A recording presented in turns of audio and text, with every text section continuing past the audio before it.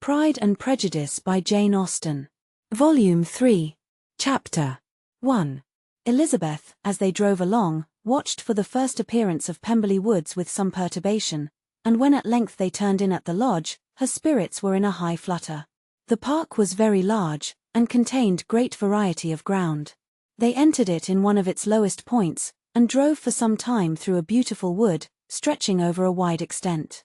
Elizabeth's mind was too full for conversation, but she saw and admired every remarkable spot and point of view.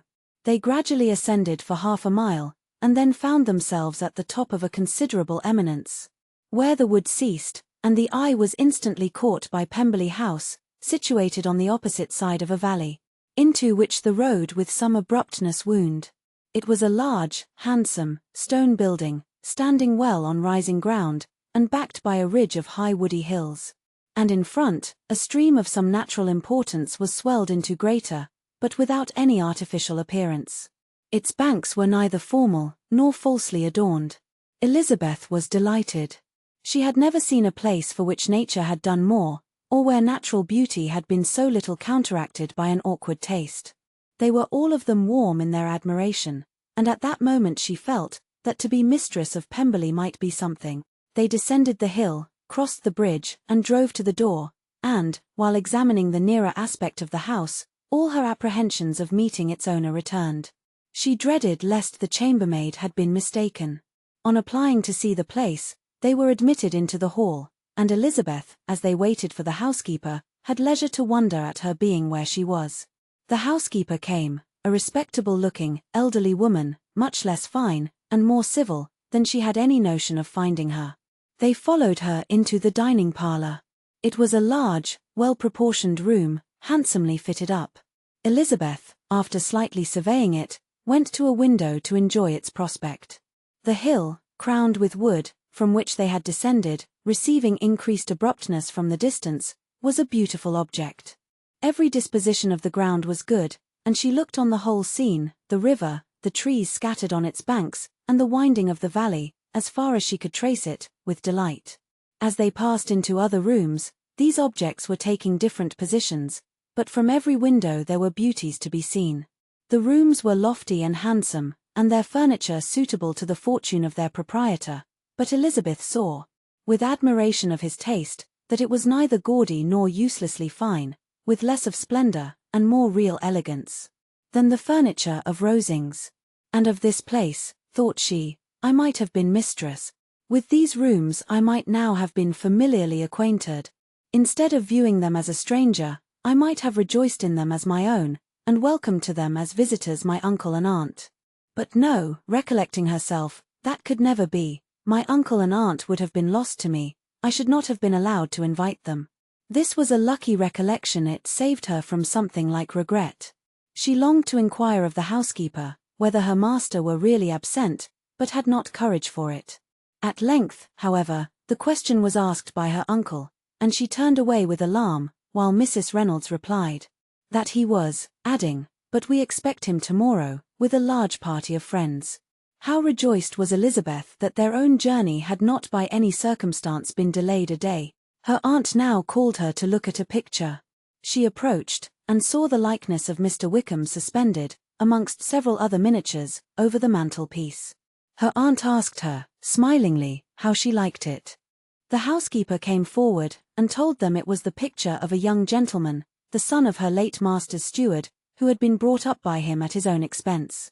He is now gone into the army, she added, but I am afraid he has turned out very wild. Mrs. Gardiner looked at her niece with a smile, but Elizabeth could not return it. And that, said Mrs. Reynolds, pointing to another of the miniatures, is my master and very like him. It was drawn at the same time as the other about 8 years ago. I have heard much of your master's fine person, said Mrs. Gardiner, looking at the picture. It is a handsome face. But, Lizzie, you can tell us whether it is like or not. Mrs. Reynolds's respect for Elizabeth seemed to increase on this intimation of her knowing her master. Does that young lady know Mr. Darcy? Elizabeth coloured, and said, a little. And do not you think him a very handsome gentleman, Yes, very handsome. I am sure I know none so handsome, but in the gallery upstairs you will see a finer, larger picture of him than this. This room was my late master's favourite room, and these miniatures are just as they used to be then. He was very fond of them. This accounted to Elizabeth for Mr. Wickham's being among them. Mrs. Reynolds then directed their attention to one of Miss Darcy, drawn when she was only 8 years old. "And is Miss Darcy as handsome as her brother?" said Mr. Gardiner. "Oh, yes, the handsomest young lady that ever was seen, and so accomplished. She plays and sings all day long. In the next room is a new instrument just come down for her a present from my master. She comes here tomorrow with him." Mr. Gardiner, whose manners were easy and pleasant, encouraged her communicativeness by his questions and remarks. Mrs. Reynolds, either from pride or attachment, had evidently great pleasure in talking of her master and his sister. "Is your master much at Pemberley in the course of the year?" "Not so much as I could wish, sir, but I dare say he may spend half his time here, and Miss Darcy is always down for the summer months. Except," thought Elizabeth, "when she goes to Ramsgate. If your master would marry, you might see more of him." "Yes, sir, but I do not know when that will be. I do not know who is good enough for him." Mr. and Mrs. Gardiner smiled. Elizabeth could not help saying, "It is very much to his credit, I am sure, that you should think so." "I say no more than the truth, and what everybody will say that knows him," replied the other. Elizabeth thought this was going pretty far, and she listened with increasing astonishment as the housekeeper added, "I have never had a cross word from him in my life, and I have known him ever since he was 4 years old." This was praise, of all others most extraordinary, most opposite to her ideas. That he was not a good-tempered man, had been her firmest opinion. There are very few people of whom so much can be said. "You are lucky in having such a master." "Yes, sir, I know I am. If I was to go through the world, I could not meet with a better. But I have always observed, that they who are good-natured when children, are good-natured when they grow up, and he was always the sweetest-tempered, most generous-hearted boy in the world." Elizabeth almost stared at her. "Can this be Mr. Darcy?" thought she. "His father was an excellent man," said Mrs. Gardiner. "Yes, that he was indeed, and his son will be just like him, just as affable to the poor." Elizabeth listened, wondered, doubted, and was impatient for more. Mrs. Reynolds could interest her on no other point. She related the subject of the pictures, the dimensions of the rooms, and the price of the furniture, in vain. Mr. Gardiner, highly amused by the kind of family prejudice, to which he attributed her excessive commendation of her master, soon led again to the subject, and she dwelt with energy on his many merits, as they proceeded together up the great staircase. "He is the best landlord, and the best master," said she, "that ever lived. Not like the wild young men nowadays, who think of nothing but themselves. There is not one of his tenants or servants but what will give him a good name. Some people call him proud, but I am sure I never saw anything of it. To my fancy, it is only because he does not rattle away like other young men." "In what an amiable light does this place him," thought Elizabeth. "This fine account of him," whispered her aunt, as they walked, "is not quite consistent with his behaviour to our poor friend. Perhaps we might be deceived. That is not very likely, our authority was too good." On reaching the spacious lobby above, they were shown into a very pretty sitting-room, lately fitted up with greater elegance and lightness than the apartments below, and were informed that it was but just done, to give pleasure to Miss Darcy, who had taken a liking to the room. "When last at Pemberley, he is certainly a good brother," said Elizabeth, as she walked towards one of the windows. Mrs. Reynolds anticipated Miss Darcy's delight, when she should enter the room. "And this is always the way with him," she added. "Whatever can give his sister any pleasure, is sure to be done in a moment. There is nothing he would not do for her." The picture gallery, and 2 or 3 of the principal bedrooms, were all that remained to be shown. In the former were many good paintings, but Elizabeth knew nothing of the art, and from such as had been already visible below, she had willingly turned to look at some drawings of Miss Darcy's, in crayons, whose subjects were usually more interesting, and also more intelligible. In the gallery there were many family portraits, but they could have little to fix the attention of a stranger. Elizabeth walked on in quest of the only face whose features would be known to her. At last it arrested her, and she beheld a striking resemblance of Mr. Darcy, with such a smile over the face, as she remembered to have sometimes seen, when he looked at her. She stood several minutes before the picture in earnest contemplation, and returned to it again before they quitted the gallery. Mrs. Reynolds informed them that it had been taken in his father's lifetime. There was certainly at this moment, in Elizabeth's mind, a more gentle sensation towards the original than she had ever felt in the height of their acquaintance. The commendation bestowed on him by Mrs. Reynolds was of no trifling nature. What praise is more valuable than the praise of an intelligent servant? As a brother, a landlord, a master, she considered how many people's happiness were in his guardianship, how much of pleasure or pain it was in his power to bestow, how much of good or evil must be done by him. Every idea that had been brought forward by the housekeeper was favourable to his character, and as she stood before the canvas on which he was represented, and fixed his eyes upon herself, she thought of his regard with a deeper sentiment of gratitude than it had ever raised before. She remembered its warmth, and softened its impropriety of expression. When all of the house that was open to general inspection had been seen, they returned downstairs, and taking leave of the housekeeper, were consigned over to the Gardiner, who met them at the hall door. As they walked across the lawn towards the river, Elizabeth turned back to look again. Her uncle and aunt stopped also, and while the former was conjecturing as to the date of the building, the owner of it himself suddenly came forward from the road, which led behind it to the stables. They were within 20 yards of each other, and so abrupt was his appearance that it was impossible to avoid his sight. Their eyes instantly met, and the cheeks of each were overspread with the deepest blush. He absolutely started, and for a moment seemed immovable from surprise, but shortly recovering himself, advanced towards the party, and spoke to Elizabeth, if not in terms of perfect composure, at least of perfect civility. She had instinctively turned away, but, stopping on his approach, received his compliments with an embarrassment impossible to be overcome. Had his first appearance, or his resemblance to the picture they had just been examining, been insufficient to assure the other two that they now saw Mr. Darcy? The gardener's expression of surprise, on beholding his master, must immediately have told it. They stood a little aloof while he was talking to their niece, who, astonished and confused, scarcely dared lift her eyes to his face, and knew not what answer she returned to his civil inquiries after her family. Amazed at the alteration in his manner since they last parted, every sentence that he uttered was increasing her embarrassment, and every idea of the impropriety of her being found there, recurring to her mind. The few minutes in which they continued together were some of the most uncomfortable of her life. Nor did he seem much more at ease. When he spoke, his accent had none of its usual sedateness, and he repeated his inquiries as to the time of her having left Longbourn, and of her stay in Derbyshire, so often, and in so hurried a way, as plainly spoke the distraction of his thoughts.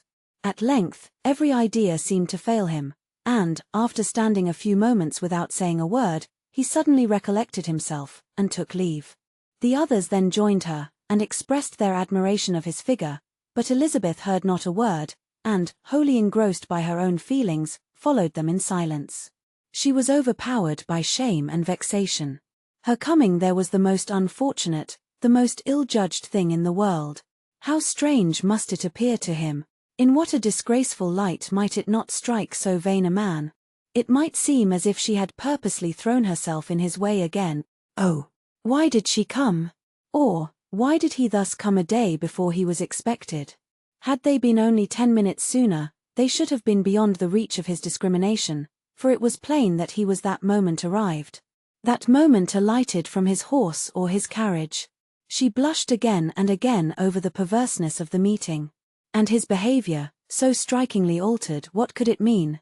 That he should even speak to her was amazing, but to speak with such civility, to inquire after her family. Never in her life had she seen his manners so little dignified, never had he spoken with such gentleness as on this unexpected meeting. What a contrast did it offer to his last address in Rosings Park, when he put his letter into her hand. She knew not what to think, nor how to account for it. They had now entered a beautiful walk by the side of the water, and every step was bringing forward a nobler fall of ground, or a finer reach of the woods to which they were approaching, but it was some time before Elizabeth was sensible of any of it. and, though she answered mechanically to the repeated appeals of her uncle and aunt, and seemed to direct her eyes to such objects as they pointed out, she distinguished no part of the scene. Her thoughts were all fixed on that one spot of Pemberley House, whichever it might be, where Mr. Darcy then was. She longed to know what at that moment was passing in his mind, in what manner he thought of her, and whether, in defiance of everything, she was still dear to him. Perhaps he had been civil only because he felt himself at ease, yet there had been that in his voice, which was not like ease. Whether he had felt more of pain or of pleasure in seeing her, she could not tell, but he certainly had not seen her with composure. At length, however, the remarks of her companions on her absence of mind roused her, and she felt the necessity of appearing more like herself. They entered the woods, and bidding adieu to the river for a while, ascended some of the higher grounds, whence, in spots where the opening of the trees gave the eye power to wander, were many charming views of the valley. The opposite hills, with the long range of woods overspreading many, and occasionally part of the stream. Mr. Gardiner expressed a wish of going round the whole park, but feared it might be beyond a walk. With a triumphant smile, they were told that it was 10 miles round. It settled the matter, and they pursued the accustomed circuit, which brought them again, after some time, in a descent among hanging woods, to the edge of the water, in one of its narrowest parts. They crossed it by a simple bridge, in character with the general air of the scene. It was a spot less adorned than any they had yet visited. And the valley, here contracted into a glen, allowed room only for the stream, and a narrow walk amidst the rough coppicewood which bordered it. Elizabeth longed to explore its windings, but when they had crossed the bridge and perceived their distance from the house, Mrs. Gardiner, who was not a great walker, could go no farther, and thought only of returning to the carriage as quickly as possible. Her niece was, therefore, obliged to submit, and they took their way towards the house on the opposite side of the river, in the nearest direction, but their progress was slow, for Mr. Gardiner, though seldom able to indulge the taste, was very fond of fishing, and was so much engaged in watching the occasional appearance of some trout in the water, and talking to the man about them, that he advanced but little. Whilst wandering on in this slow manner, they were again surprised, and Elizabeth's astonishment was quite equal to what it had been at first, by the sight of Mr. Darcy approaching them, and at no great distance. The walk being here less sheltered than on the other side, allowed them to see him before they met. Elizabeth, however astonished, was at least more prepared for an interview than before, and resolved to appear and to speak with calmness, if he really intended to meet them. For a few moments, indeed, she felt that he would probably strike into some other path. This idea lasted while a turning in the walk concealed him from their view. The turning past, he was immediately before them. With a glance she saw that he had lost none of his recent civility, and, to imitate his politeness, she began, as they met, to admire the beauty of the place, but she had not got beyond the words, delightful, and charming, when some unlucky recollections obtruded, and she fancied that praise of Pemberley from her might be mischievously construed. Her colour changed, and she said no more. Mrs. Gardiner was standing a little behind, and on her pausing, he asked her if she would do him the honour of introducing him to her friends. This was a stroke of civility for which she was quite unprepared, and she could hardly suppress a smile at his being now seeking the acquaintance of some of those very people against whom his pride had revolted. In his offer to herself, what will be his surprise, thought she, when he knows who they are? He takes them now for people of fashion. The introduction, however, was immediately made, and as she named their relationship to herself, she stole a sly look at him, to see how he bore it, and was not without the expectation of his decamping as fast as he could from such disgraceful companions. That he was surprised by the connection was evident. He sustained it however with fortitude, and so far from going away, turned back with them, and entered into conversation with Mr. Gardiner. Elizabeth could not but be pleased, could not but triumph. It was consoling that he should know she had some relations for whom there was no need to blush. She listened most attentively to all that passed between them, and gloried in every expression, every sentence of her uncle, which marked his intelligence, his taste, or his good manners. The conversation soon turned upon fishing, and she heard Mr. Darcy invite him, with the greatest civility, to fish there as often as he chose, while he continued in the neighbourhood, offering at the same time to supply him with fishing tackle, and pointing out those parts of the stream where there was usually most sport. Mrs. Gardiner, who was walking arm in arm with Elizabeth, gave her a look expressive of her wonder. Elizabeth said nothing, but it gratified her exceedingly. The compliment must be all for herself.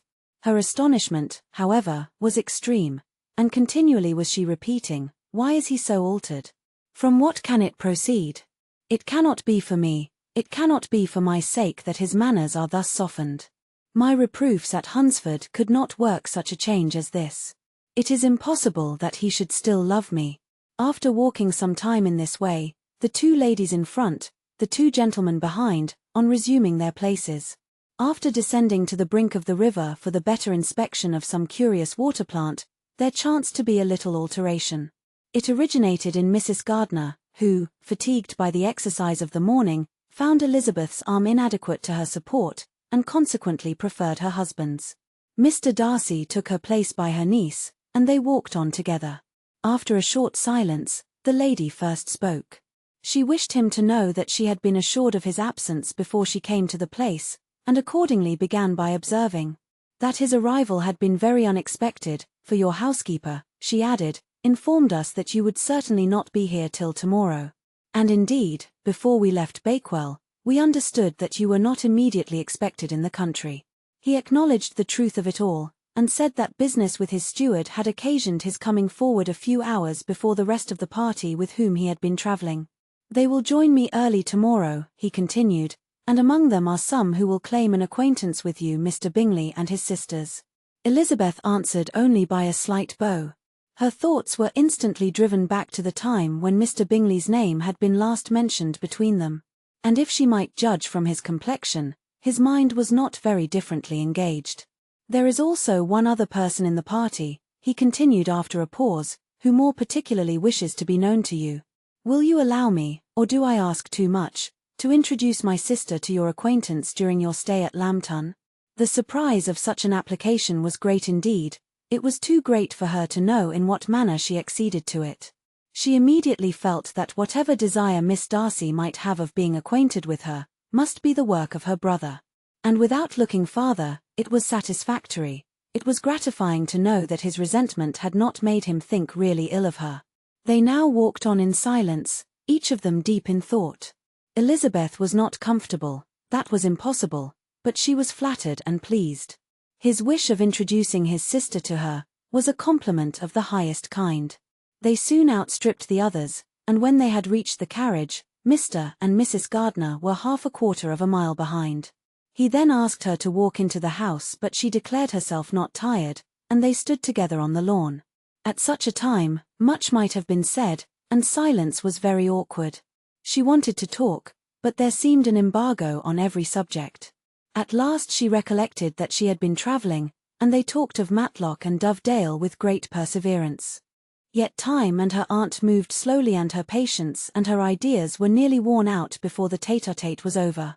On Mr. and Mrs. Gardiner's coming up, they were all pressed to go into the house and take some refreshment, but this was declined, and they parted on each side with the utmost politeness.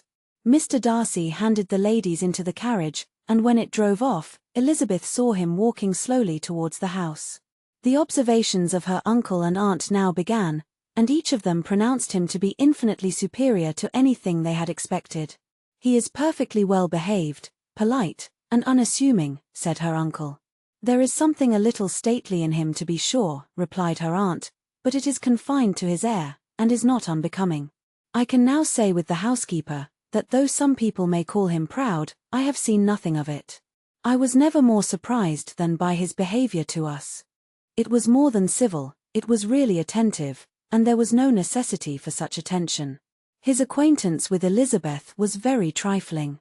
To be sure, Lizzie, said her aunt, he is not so handsome as Wickham, or rather he has not Wickham's countenance, for his features are perfectly good. But how came you to tell us that he was so disagreeable?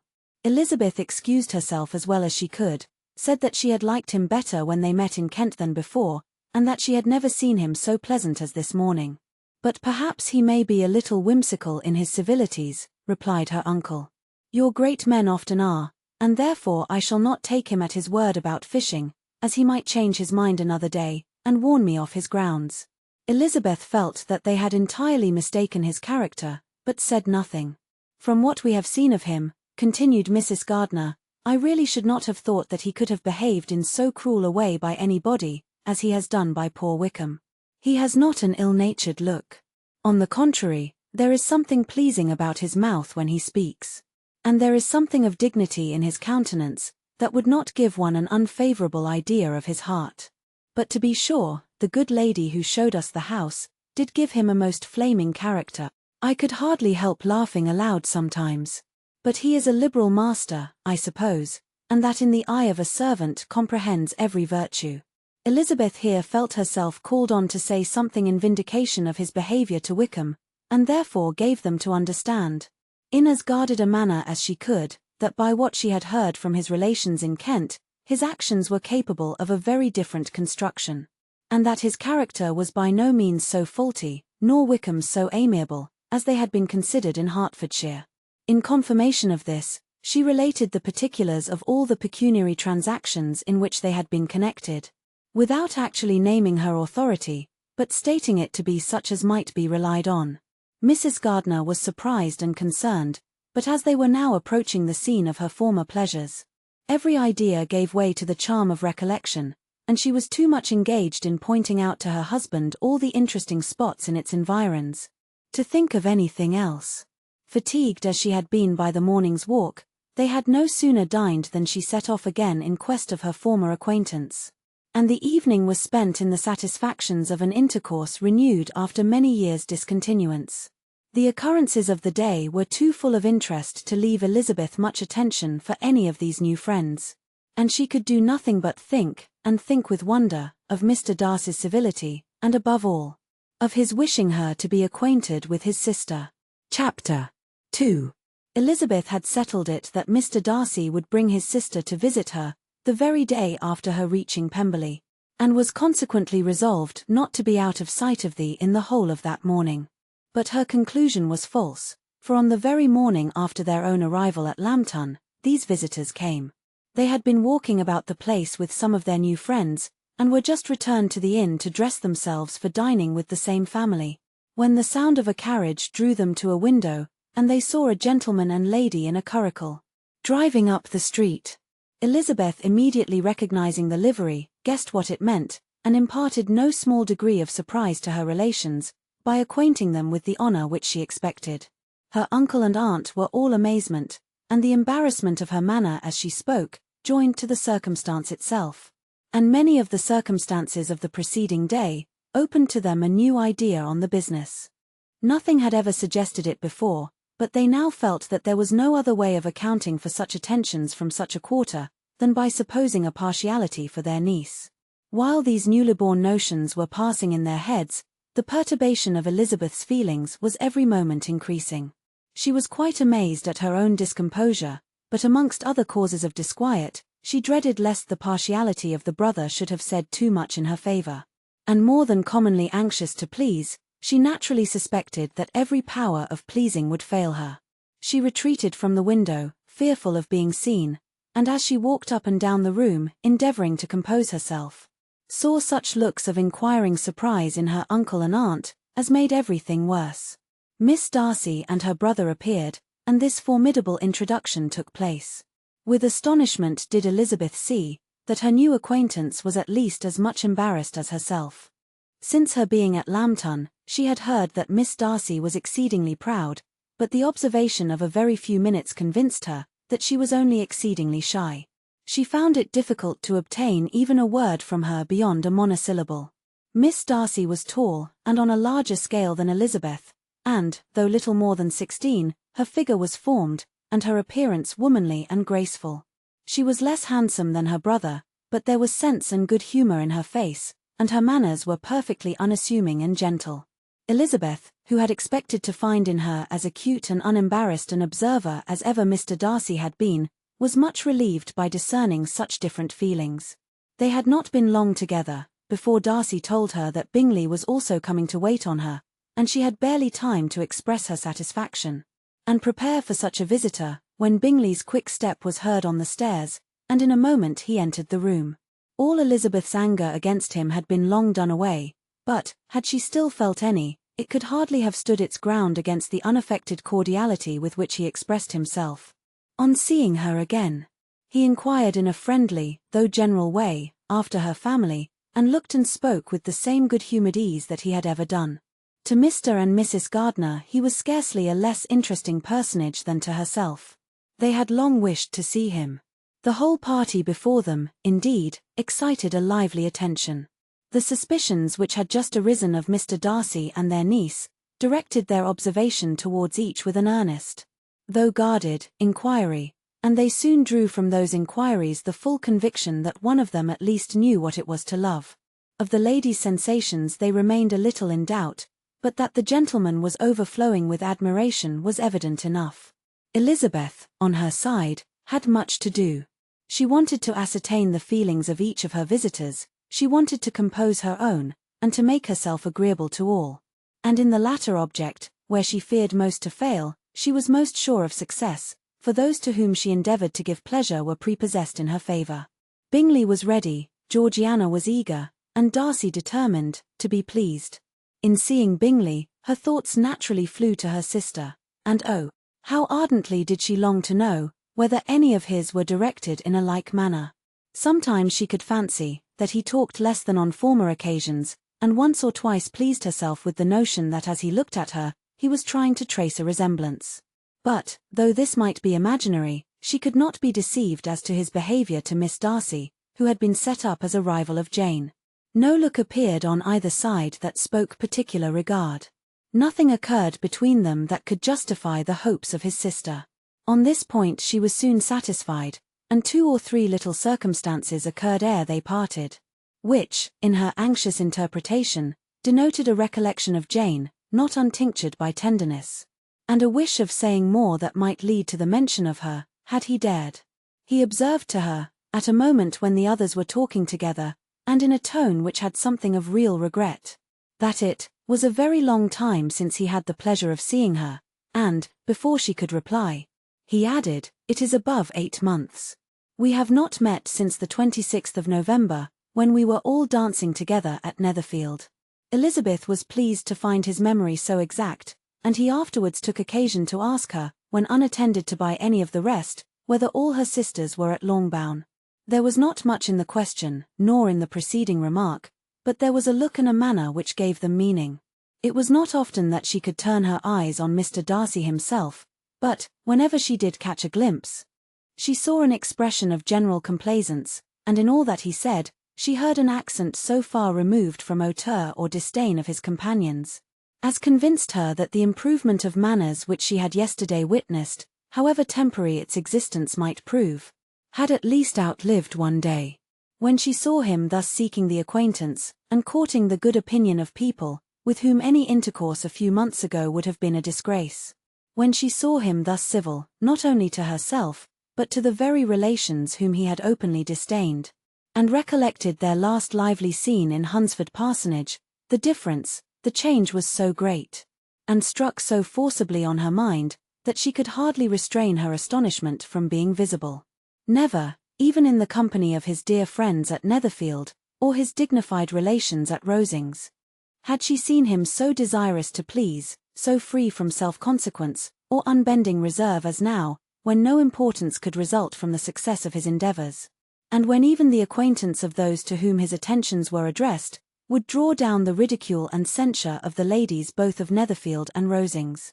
Their visitors stayed with them above half an hour, and when they arose to depart, Mr. Darcy called on his sister to join him in expressing their wish of seeing Mr. and Mrs. Gardiner, and Miss Bennet, to dinner at Pemberley, before they left the country. Miss Darcy, though with a diffidence which marked her little in the habit of giving invitations, readily obeyed. Mrs. Gardiner looked at her niece, desirous of knowing how she, whom the invitation most concerned, felt disposed as to its acceptance, but Elizabeth had turned away her head. Presuming, however, that this studied avoidance spoke rather a momentary embarrassment than any dislike of the proposal, and seeing in her husband, who was fond of society, a perfect willingness to accept it, she ventured to engage for her attendance. And the day after the next was fixed on. Bingley expressed great pleasure in the certainty of seeing Elizabeth again, having still a great deal to say to her, and many inquiries to make after all their Hertfordshire friends. Elizabeth, construing all this into a wish of hearing her speak of her sister, was pleased, and on this account, as well as some others, found herself, when their visitors left them, capable of considering the last half-hour with some satisfaction. Though while it was passing, the enjoyment of it had been little. Eager to be alone, and fearful of inquiries or hints from her uncle and aunt, she stayed with them only long enough to hear their favourable opinion of Bingley, and then hurried away to dress. But she had no reason to fear Mr. and Mrs. Gardiner's curiosity. It was not their wish to force her communication. It was evident that she was much better acquainted with Mr. Darcy than they had before any idea of. It was evident that he was very much in love with her. They saw much to interest, but nothing to justify inquiry. Of Mr. Darcy it was now a matter of anxiety to think well, and, as far as their acquaintance reached, there was no fault to find. They could not be untouched by his politeness, and had they drawn his character from their own feelings, and his servant's report, without any reference to any other account, the circle in Hertfordshire to which he was known would not have recognized it for Mr. Darcy. There was now an interest, however, in believing the housekeeper, and they soon became sensible that the authority of a servant who had known him since he was 4 years old, and whose own manners indicated respectability, was not to be hastily rejected. Neither had anything occurred in the intelligence of their Lambton friends that could materially lessen its weight.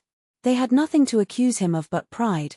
Pride he probably had, and if not, it would certainly be imputed by the inhabitants of a small market town, where the family did not visit. It was acknowledged, however, that he was a liberal man, and did much good among the poor. With respect to Wickham, the travellers soon found that he was not held there in much estimation, for though the chief of his concerns, with the son of his patron, were imperfectly understood, it was yet a well-known fact that, on his quitting Derbyshire, he had left many debts behind him, which Mr. Darcy afterwards discharged. As for Elizabeth, her thoughts were at Pemberley this evening more than the last, and the evening, though as it passed it seemed long, was not long enough to determine her feelings towards one in that mansion, and she lay awake 2 whole hours, endeavouring to make them out. She certainly did not hate him. No, hatred had vanished long ago, and she had almost as long been ashamed of ever feeling a dislike against him, that could be so called. The respect created by the conviction of his valuable qualities, though at first unwillingly admitted, had for some time ceased to be repugnant to her feelings, and it was now heightened into somewhat of a friendlier nature, by the testimony so highly in his favour, and bringing forward his disposition in so amiable a light, which yesterday had produced.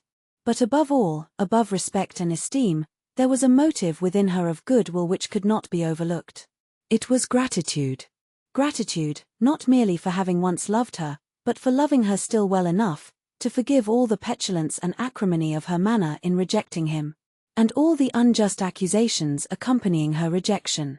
He who, she had been persuaded, would avoid her as his greatest enemy, seemed, on this accidental meeting, most eager to preserve the acquaintance, and without any indelicate display of regard, or any peculiarity of manner, where their 2 selves only were concerned, was soliciting the good opinion of her friends, and bent on making her known to his sister. Such a change in a man of so much pride, excited not only astonishment but gratitude for to love, ardent love. It must be attributed, and as such its impression on her was of a sort to be encouraged, as by no means unpleasing. Though it could not be exactly defined. She respected, she esteemed, she was grateful to him, she felt a real interest in his welfare, and she only wanted to know how far she wished that welfare to depend upon herself, and how far it would be for the happiness of both that she should employ the power, which her fancy told her she still possessed, of bringing on the renewal of his addresses. It had been settled in the evening, between the aunt and niece, that such a striking civility as Miss Darcy's, in coming to them on the very day of her arrival at Pemberley, for she had reached it only to a late breakfast, ought to be imitated, though it could not be equalled, by some exertion of politeness on their side, and, consequently, that it would be highly expedient to wait on her at Pemberley the following morning. They were, therefore, to go. Elizabeth was pleased, though, when she asked herself the reason, she had very little to say in reply. Mr. Gardiner left them soon after breakfast. The fishing scheme had been renewed the day before, and a positive engagement made of his meeting some of the gentlemen at Pemberley by noon. Chapter 3. Convinced as Elizabeth now was that Miss Bingley's dislike of her had originated in jealousy, she could not help feeling how very unwelcome her appearance at Pemberley must be to her, and was curious to know with how much civility on that lady's side the acquaintance would now be renewed. On reaching the house, they were shown through the hall into the saloon, whose northern aspect rendered it delightful for summer. Its windows opening to the ground admitted a most refreshing view of the high woody hills behind the house, and of the beautiful oaks and Spanish chestnuts which were scattered over the intermediate lawn. In this room they were received by Miss Darcy, who was sitting there with Mrs. Hurst and Miss Bingley, and the lady with whom she lived in London. Georgiana's reception of them was very civil, but attended with all that embarrassment which, though proceeding from shyness and the fear of doing wrong, would easily give to those who felt themselves inferior the belief of her being proud and reserved. Mrs. Gardiner and her niece, however, did her justice, and pitied her. By Mrs. Hurst and Miss Bingley, they were noticed only by a curtsy, and, on their being seated, a pause, awkward as such pauses must always be, succeeded for a few moments. It was first broken by Mrs. Annesley, a genteel, agreeable-looking woman, whose endeavour to introduce some kind of discourse proved her to be more truly well-bred than either of the others, and between her and Mrs. Gardiner, with occasional help from Elizabeth, the conversation was carried on. Miss Darcy looked as if she wished for courage enough to join in it, and sometimes did venture a short sentence, when there was least danger of its being heard. Elizabeth soon saw that she was herself closely watched by Miss Bingley, and that she could not speak a word, especially to Miss Darcy, without calling her attention. This observation would not have prevented her from trying to talk to the latter, had they not been seated at an inconvenient distance, but she was not sorry to be spared the necessity of saying much. Her own thoughts were employing her. She expected every moment that some of the gentlemen would enter the room. She feared that the master of the house might be amongst them, and whether she wished or feared it most, she could scarcely determine. After sitting in this manner a quarter of an hour, without hearing Miss Bingley's voice, Elizabeth was roused by receiving from her a cold inquiry after the health of her family. She answered with equal indifference and brevity, and the other said no more. The next variation which their visit afforded was produced by the entrance of servants with cold meat, cake, and a variety of all the finest fruits in season, but this did not take place till after many a significant look and smile from Mrs. Annesley to Miss Darcy had been given, to remind her of her post. There was now employment for the whole party, for though they could not all talk, they could all eat, and the beautiful pyramids of grapes, nectarines, and peaches soon collected them round the table. While thus engaged, Elizabeth had a fair opportunity of deciding whether she most feared or wished for the appearance of Mr. Darcy. By the feelings which prevailed on his entering the room, and then, though but a moment before she had believed her wishes to predominate, she began to regret that he came. He had been some time with Mr. Gardiner, who, with 2 or 3 other gentlemen from the house, was engaged by the river, and had left him only on learning that the ladies of the family intended a visit to Georgiana that morning. No sooner did he appear, than Elizabeth wisely resolved to be perfectly easy and unembarrassed, a resolution the more necessary to be made, but perhaps not the more easily kept, because she saw that the suspicions of the whole party were awakened against them, and that there was scarcely an eye which did not watch his behaviour when he first came into the room. In no countenance was attentive curiosity so strongly marked as in Miss Bingley's, in spite of the smiles which overspread her face whenever she spoke to one of its objects. For jealousy had not yet made her desperate, and her attentions to Mr. Darcy were by no means over. Miss Darcy, on her brother's entrance, exerted herself much more to talk, and Elizabeth saw that he was anxious for his sister and herself to get acquainted, and forwarded, as much as possible, every attempt at conversation on either side. "Pray, Miss Eliza, are not the Shire militia removed from Meryton? They must be a great loss to your family." In Darcy's presence she dared not mention Wickham's name, but Elizabeth instantly comprehended that he was uppermost in her thoughts, and the various recollections connected with him gave her a moment's distress, but, exerting herself vigorously to repel the ill-natured attack, She presently answered the question in a tolerably disengaged tone. While she spoke, an involuntary glance showed her Darcy with an heightened complexion, earnestly looking at her, and his sister overcome with confusion, and unable to lift up her eyes. Had Miss Bingley known what pain she was then giving her beloved friend, she undoubtedly would have refrained from the hint. But she had merely intended to discompose Elizabeth, by bringing forward the idea of a man to whom she believed her partial. To make her betray a sensibility which might injure her in Darcy's opinion, and perhaps to remind the latter of all the follies and absurdities by which some part of her family were connected with that corps. Not a syllable had ever reached her of Miss Darcy's meditated elopement. To no creature had it been revealed, where secrecy was possible, except to Elizabeth, and from all Bingley's connections her brother was particularly anxious to conceal it. From that very wish which Elizabeth had long ago attributed to him, of their becoming hereafter her own. He had certainly formed such a plan, and without meaning that it should affect his endeavour to separate him from Miss Bennet. It is probable that it might add something to his lively concern for the welfare of his friend. Elizabeth's collected behaviour, however, soon quieted his emotion, and as Miss Bingley, vexed and disappointed, dared not approach nearer to Wickham, Georgiana also recovered in time, though not enough to be able to speak any more. Her brother, whose eye she feared to meet, scarcely recollected her interest in the affair, and the very circumstance which had been designed to turn his thoughts from Elizabeth seemed to have fixed them on her more, and more cheerfully. Their visit did not continue long after the question and answer above mentioned, and while Mr. Darcy was attending them to their carriage, Miss Bingley was venting her feelings in criticisms on Elizabeth's person, behaviour, and dress. But Georgiana would not join her. Her brother's recommendation was enough to ensure her favour. His judgment could not err, and he had spoken in such terms of Elizabeth as to leave Georgiana without the power of finding her otherwise than lovely and amiable. When Darcy returned to the saloon, Miss Bingley could not help repeating to him some part of what she had been saying to his sister. "How very ill Eliza Bennet looks this morning, Mr. Darcy," she cried. "I never in my life saw any one so much altered as she is since the winter. She is grown so brown and coarse. Louisa and I were agreeing that we should not have known her again." However little Mr. Darcy might have liked such an address, he contented himself with coolly replying that he perceived no other alteration than her being rather tanned, no miraculous consequence of travelling in the summer. "For my own part," she rejoined, "I must confess that I never could see any beauty in her. Her face is too thin, her complexion has no brilliancy, and her features are not at all handsome. Her nose wants character, there is nothing marked in its lines. Her teeth are tolerable, but not out of the common way, and as for her eyes, which have sometimes been called so fine, I never could perceive anything extraordinary in them.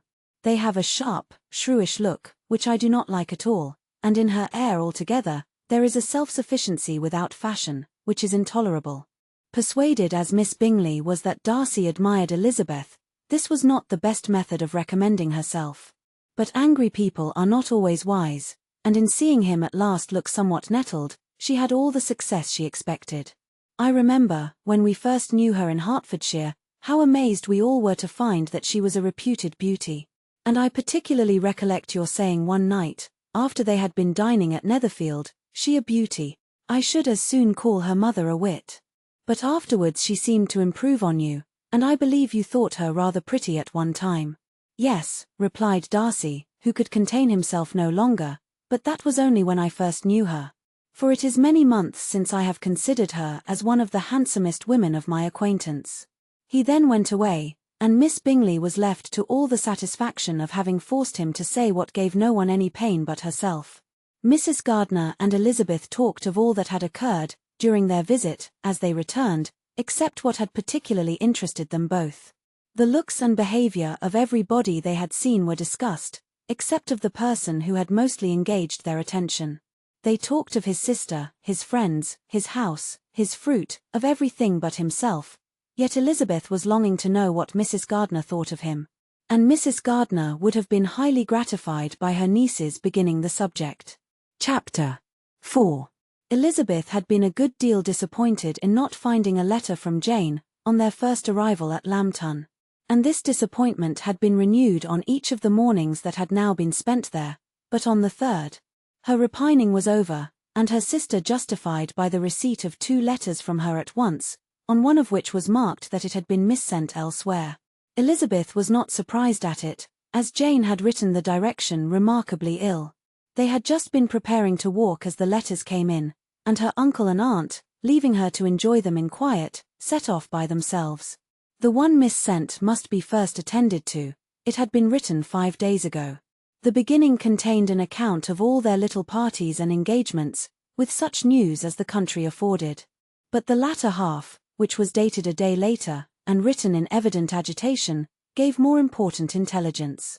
Since writing the above, dearest Lizzie, something has occurred of a most unexpected and serious nature, but I am afraid of alarming you. Be assured that we are all well. What I have to say relates to poor Lydia. An express came at 12 last night, just as we were all gone to bed, from Colonel Foster, to inform us that she was gone off to Scotland with one of his officers, to own the truth, with Wickham. Imagine our surprise. To Kitty, however, it does not seem so wholly unexpected. I am very, very sorry. So imprudent a match on both sides. But I am willing to hope the best, and that his character has been misunderstood.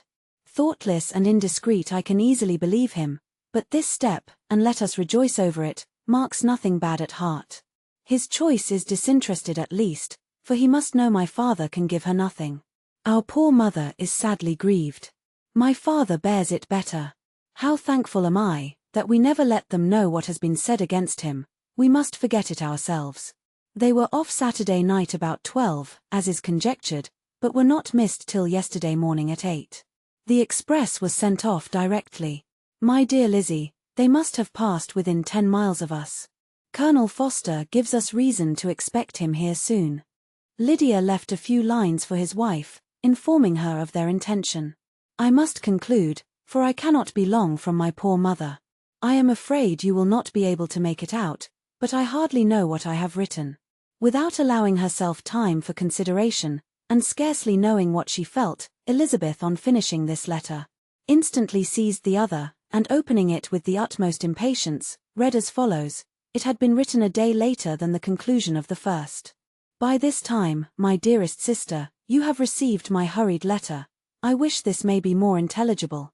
But though not confined for time, my head is so bewildered that I cannot answer for being coherent. Dearest Lizzie, I hardly know what I would write, but I have bad news for you, and it cannot be delayed. Imprudent as a marriage between Mr. Wickham and our poor Lydia would be, we are now anxious to be assured it has taken place, for there is but too much reason to fear they are not gone to Scotland. Colonel Foster came yesterday, having left Brighton the day before, not many hours after the express. Though Lydia's short letter to Mrs. F. gave them to understand that they were going to Gretna Green, something was dropped by Denny expressing his belief that W. never intended to go there, or to marry Lydia at all, which was repeated to Colonel F., who, instantly taking the alarm, set off from B, intending to trace their route. He did trace them easily to Clapham, but no farther, for on entering that place they removed into a hackney coach and dismissed the chaise that brought them from Epsom. All that is known after this is, that they were seen to continue the London road. I know not what to think. After making every possible inquiry on that side London, Colonel F. came on into Hertfordshire, anxiously renewing them at all the turnpikes, and at the inns in Barnet and Hatfield, but without any success. No such people had been seen to pass through. With the kindest concern he came on to Longbourn, and broke his apprehensions to us in a manner most creditable to his heart. I am sincerely grieved for him and Mrs. F., but no one can throw any blame on them. Our distress, my dear Lizzie, is very great. My father and mother believe the worst, but I cannot think so ill of him. Many circumstances might make it more eligible for them to be married privately in town than to pursue their first plan. And even if he could form such a design against a young woman of Lydia's connections, which is not likely, can I suppose her so lost to everything? Impossible. I grieve to find, however, that Colonel F. is not disposed to depend upon their marriage. He shook his head when I expressed my hopes, and said he feared W. was not a man to be trusted. My poor mother is really ill and keeps her room. Could she exert herself it would be better, but this is not to be expected, and as to my father, I never in my life saw him so affected. Poor Kitty has anger for having concealed their attachment, But as it was a matter of confidence, one cannot wonder. I am truly glad, dearest Lizzie, that you have been spared something of these distressing scenes, but now as the first shock is over, shall I own that I long for your return? I am not so selfish, however, as to press for it, if inconvenient. Adieu. I take up my pen again to do what I have just told you I would not, but circumstances are such that I cannot help earnestly begging you all to come here, as soon as possible. I know my dear uncle and aunt so well, that I am not afraid of requesting it, though I have still something more to ask of the former. My father is going to London with Colonel Forster instantly, to try to discover her. What he means to do, I am sure I know not, but his excessive distress will not allow him to pursue any measure in the best and safest way. And Colonel Forster is obliged to be at Brighton again tomorrow evening. In such an exigence my uncle's advice and assistance would be everything in the world. He will immediately comprehend what I must feel, and I rely upon his goodness. Oh, where is my uncle? Cried Elizabeth, darting from her seat as she finished the letter, in eagerness to follow him, without losing a moment of the time so precious. But as she reached the door, it was opened by a servant, and Mr. Darcy appeared. Her pale face and impetuous manner made him start, and before he could recover himself enough to speak, she, in whose mind every idea was superseded by Lydia's situation, hastily exclaimed, "I beg your pardon. But I must leave you. I must find Mr. Gardiner this moment, on business that cannot be delayed. I have not an instant to lose." "Good God! What is the matter?" cried he, with more feeling than politeness. Then recollecting himself, "I will not detain you a minute, but let me, or let the servant, go after Mr. and Mrs. Gardiner. You are not well enough. You cannot go yourself." Elizabeth hesitated, but her knees trembled under her, and she felt how little would be gained by her attempting to pursue them. Calling back the servant, therefore, she commissioned him, though in so breathless an accent as made her almost unintelligible, to fetch his master and mistress home, instantly. On his quitting the room, she sat down, unable to support herself, and looking so miserably ill, that it was impossible for Darcy to leave her, or to refrain from saying, in a tone of gentleness and commiseration, "Let me call your maid. Is there nothing you could take, to give you present relief? A glass of wine, shall I get you one? You are very ill." "No, I thank you," she replied, endeavoring to recover herself. "There is nothing the matter with me. I am quite well. I am only distressed by some dreadful news which I have just received from Longbourn." She burst into tears as she alluded to it, and for a few minutes could not speak another word. Darcy, in wretched suspense, could only say something indistinctly of his concern, and observe her in compassionate silence. At length, she spoke again. "I have just had a letter from Jane, with such dreadful news. It cannot be concealed from any one. My youngest sister has left all her friends, has eloped, has thrown herself into the power of Mr. Wickham. They are gone off together from Brighton. You know him too well to doubt the rest. She has no money, no connections, nothing that can tempt him to. She is lost for ever." Darcy was fixed in astonishment. "When I consider," she added, in a yet more agitated voice, "that I might have prevented it. I who knew what he was. Had I but explained some part of it, only some part of what I learnt, to my own family, had his character been known, this could not have happened. But it is all too late now. I am grieved, indeed," cried Darcy, grieved, shocked. "But is it certain, absolutely certain?" "Oh yes.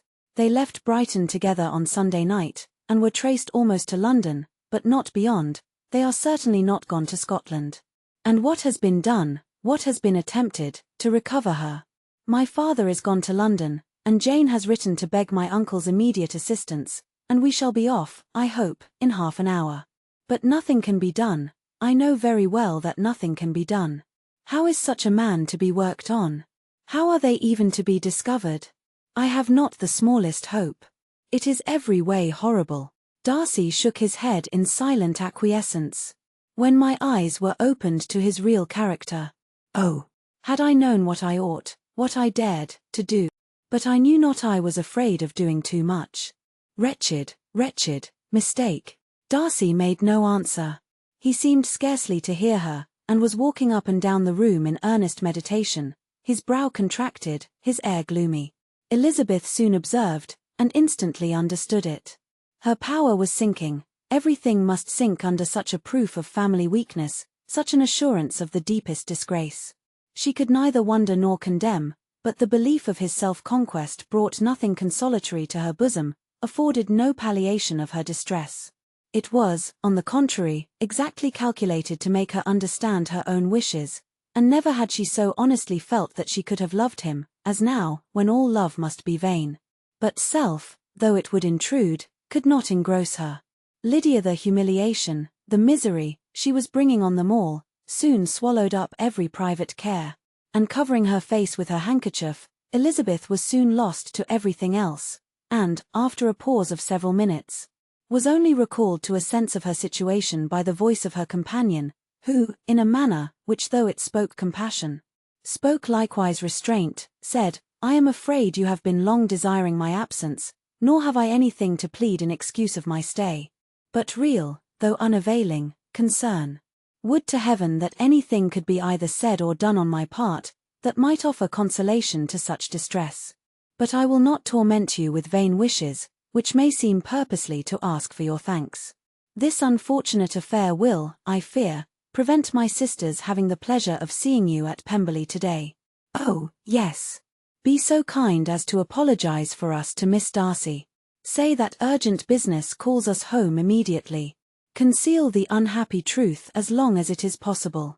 I know it cannot be long." He readily assured her of his secrecy, again expressed his sorrow for her distress, wished it a happier conclusion than there was at present reason to hope, and leaving his compliments for her relations, with only one serious, parting, look, went away. As he quitted the room, Elizabeth felt how improbable it was that they should ever see each other again on such terms of cordiality as had marked their several meetings in Derbyshire, and as she threw a retrospective glance over the whole of their acquaintance, so full of contradictions and varieties, sighed at the perverseness of those feelings which would now have promoted its continuance, and would formerly have rejoiced in its termination.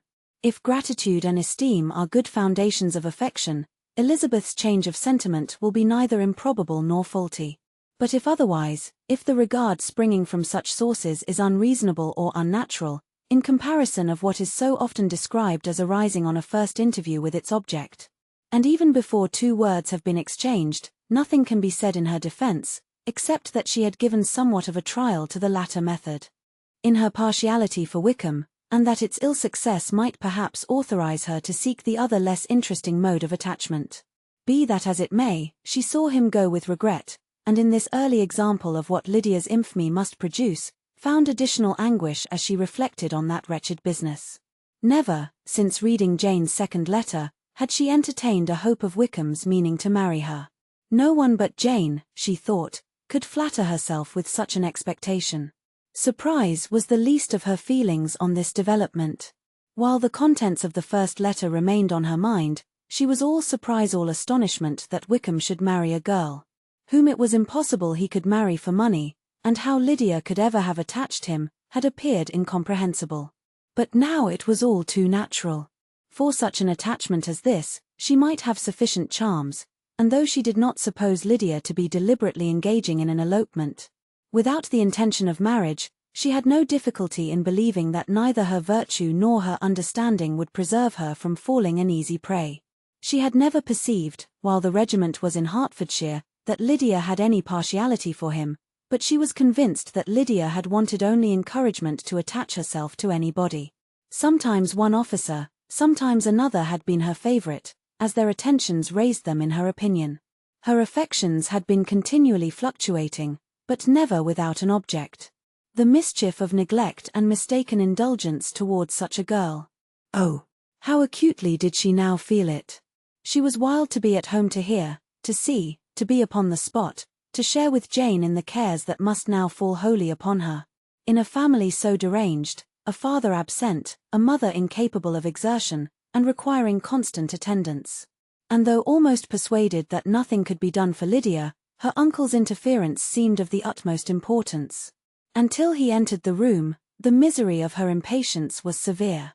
Mr. and Mrs. Gardiner had hurried back in alarm, supposing, by the servant's account, that their niece was taken suddenly ill. But Satisfying them instantly on that head, she eagerly communicated the cause of their summons, reading the 2 letters aloud, and dwelling on the postscript of the last, with trembling energy. Though Lydia had never been a favourite with them, Mr. and Mrs. Gardiner could not but be deeply affected. Not Lydia only, but all were concerned in it, and after the first exclamations of surprise and horror, Mr. Gardiner readily promised every assistance in his power. Elizabeth, though expecting no less, thanked him with tears of gratitude, and all 3 being actuated by one spirit, everything relating to their journey was speedily settled. They were to be off as soon as possible. "But what is to be done about Pemberley?" cried Mrs. Gardiner. "John told us Mr. Darcy was here when you sent for us. Was it so?" "Yes, and I told him we should not be able to keep our engagement." "That is all settled." "That is all settled," repeated the other, as she ran into her room to prepare. "And are they upon such terms as for her to disclose the real truth?" "Oh, that I knew how it was." But wishes were vain, or at best could serve only to amuse her in the hurry and confusion of the following hour. Had Elizabeth been at leisure to be idle, she would have remained certain that all employment was impossible to one so wretched as herself. But she had her share of business as well as her aunt, and amongst the rest there were notes to be written to all their friends in Lambton, with false excuses for their sudden departure. An hour, however, saw the whole completed, and Mr. Gardiner meanwhile having settled his account at the inn, nothing remained to be done but to go, and Elizabeth, after all the misery of the morning, found herself, in a shorter space of time than she could have supposed, seated in the carriage, and on the road to Longbourn. Chapter 5. "I have been thinking it over again, Elizabeth," said her uncle, as they drove from the town, "and really, upon serious consideration, I am much more inclined than I was to judge as your eldest sister does of the matter. It appears to me so very unlikely that any young man should form such a design against a girl who is by no means unprotected or friendless, and who was actually staying in his colonel's family, that I am strongly inclined to hope the best. Could he expect that her friends would not step forward? Could he expect to be noticed again by the regiment, after such an affront to Colonel Foster? His temptation is not adequate to the risk." "Do you really think so?" cried Elizabeth, brightening up for a moment. "Upon my word," said Mrs. Gardiner, "I begin to be of your uncle's opinion. It is really too great a violation of decency, honour, and interest, for him to be guilty of it. I cannot think so very ill of Wickham. Can you, yourself, Lizzie, so wholly give him up, as to believe him capable of it? Not perhaps of neglecting his own interest, but of every other neglect I can believe him capable. If, indeed, it should be so. But I dare not hope it. Why should they not go on to Scotland, if that had been the case?" "In the first place," replied Mr. Gardiner, "there is no absolute proof that they are not gone to Scotland." "Oh, but their removing from the chaise into an hackney coach is such a presumption, and, besides, no traces of them were to be found on the Barnet road." "Well, then supposing them to be in London. They may be there, though for the purpose of concealment, for no more exceptionable purpose. It is not likely that money should be very abundant on either side, and it might strike them that they could be more economically, though less expeditiously, married in London than in Scotland. But why all this secrecy? Why any fear of detection? Why must their marriage be private? Oh, no, no, this is not likely. His most particular friend, you see by Jane's account, was persuaded of his never intending to marry her. Wickham will never marry a woman without some money. He cannot afford it. And what claims has Lydia, what attractions has she beyond youth, health, and good humour, that could make him for her sake, forego every chance of benefiting himself by marrying well? As to what restraint the apprehension of disgrace in the corps might throw on a dishonourable elopement with her, I am not able to judge, for I know nothing of the effects that such a step might produce. But as to your other objection, I am afraid it will hardly hold good. Lydia has no brothers to step forward, and he might imagine, from my father's behaviour, from his indolence and the little attention he has ever seemed to give to what was going forward in his family, that he would do as little, and think as little about it, as any father could do, in such a matter. But can you think that Lydia is so lost to everything but love of him, as to consent to live with him on any other terms than marriage? "It does seem, and it is most shocking indeed," replied Elizabeth, with tears in her eyes, "that a sister's sense of decency and virtue in such a point should admit of doubt. But, really, I know not what to say. Perhaps I am not doing her justice. But she is very young, she has never been taught to think on serious subjects, and for the last half-year, nay, for a 12-month, she has been given up to nothing but amusement and vanity.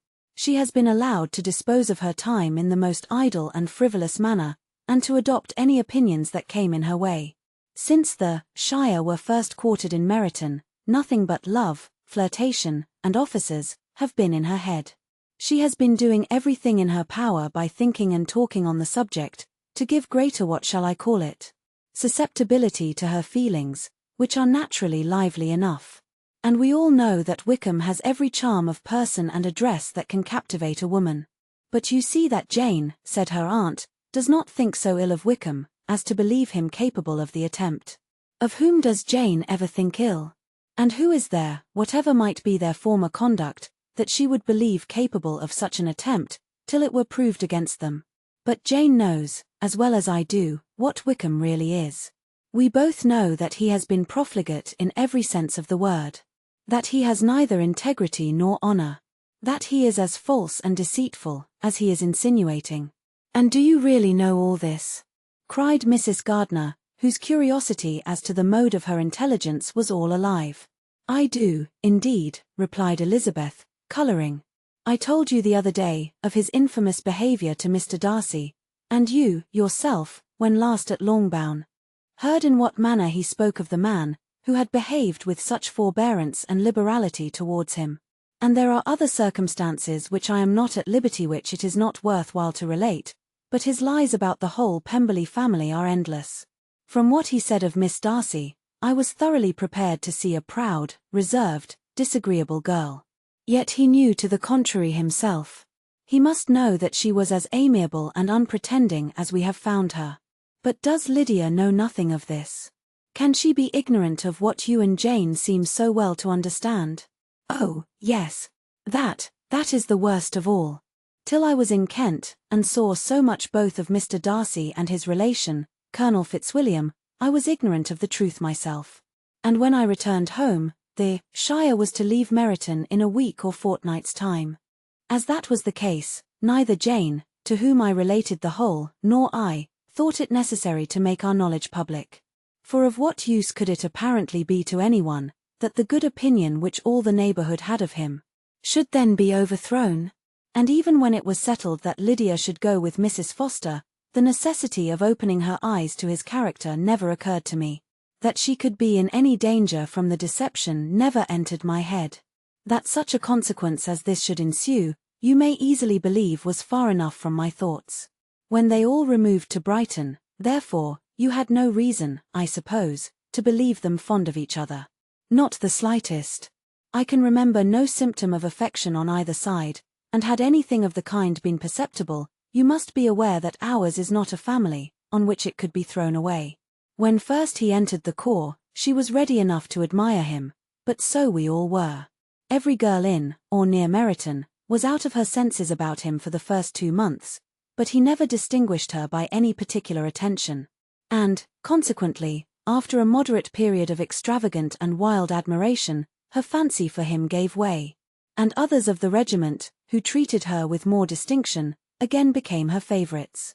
It may be easily believed that however little of novelty could be added to their fears, hopes, and conjectures on this interesting subject, by its repeated discussion, no other could detain them from it long, during the whole of the journey. From Elizabeth's thoughts it was never absent. Fixed there by the keenest of all anguish, self-reproach, she could find no interval of ease or forgetfulness. They travelled as expeditiously as possible, and sleeping one night on the road, reached Longbourn by dinner-time the next day. It was a comfort to Elizabeth to consider that Jane could not have been wearied by long expectations. The little Gardiners, attracted by the sight of a chaise, were standing on the steps of the house, as they entered the paddock. And when the carriage drove up to the door, the joyful surprise that lighted up their faces, and displayed itself over their whole bodies, in a variety of capers and frisks, was the first pleasing earnest of their welcome. Elizabeth jumped out, and, after giving each of them an hasty kiss, hurried into the vestibule, where Jane, who came running downstairs from her mother's apartment, immediately met her. Elizabeth, as she affectionately embraced her, whilst tears filled the eyes of both, lost not a moment in asking whether anything had been heard of the fugitives. "Not yet," replied Jane. "But now that my dear uncle is come, I hope everything will be well. Is my father in town?" "Yes, he went on Tuesday as I wrote you word." "And have you heard from him often?" "We have heard only once. He wrote me a few lines on Wednesday, to say that he had arrived in safety, and to give me his directions, which I particularly begged him to do. He merely added, that he should not write again, till he had something of importance to mention." "And my mother, how is she? How are you all?" "My mother is tolerably well, I trust, though her spirits are greatly shaken. She is upstairs, and will have great satisfaction in seeing you all. She does not yet leave her dressing-room. Mary and Kitty, thank heaven, are quite well." "But you, how are you?" cried Elizabeth. "You look pale. How much you must have gone through." Her sister, however, assured her of her being perfectly well, and their conversation, which had been passing while Mr. and Mrs. Gardiner were engaged with their children, was now put an end to by the approach of the whole party. Jane ran to her uncle and aunt, and welcomed and thanked them both, with alternate smiles and tears. When they were all in the drawing-room, the questions which Elizabeth had already asked were of course repeated by the others, and they soon found that Jane had no intelligence to give. The sanguine hope of good, however, which the benevolence of her heart suggested, had not yet deserted her. She still expected that it would all end well, and that every morning would bring some letter, either from Lydia or her father, to explain their proceedings, and perhaps announce the marriage. Mrs. Bennet, to whose apartment they all repaired, after a few minutes' conversation together, received them exactly as might be expected. With tears and lamentations of regret, invectives against the villainous conduct of Wickham, and complaints of her own sufferings and ill usage. Blaming everybody but the person to whose ill-judging indulgence the errors of her daughter must be principally owing.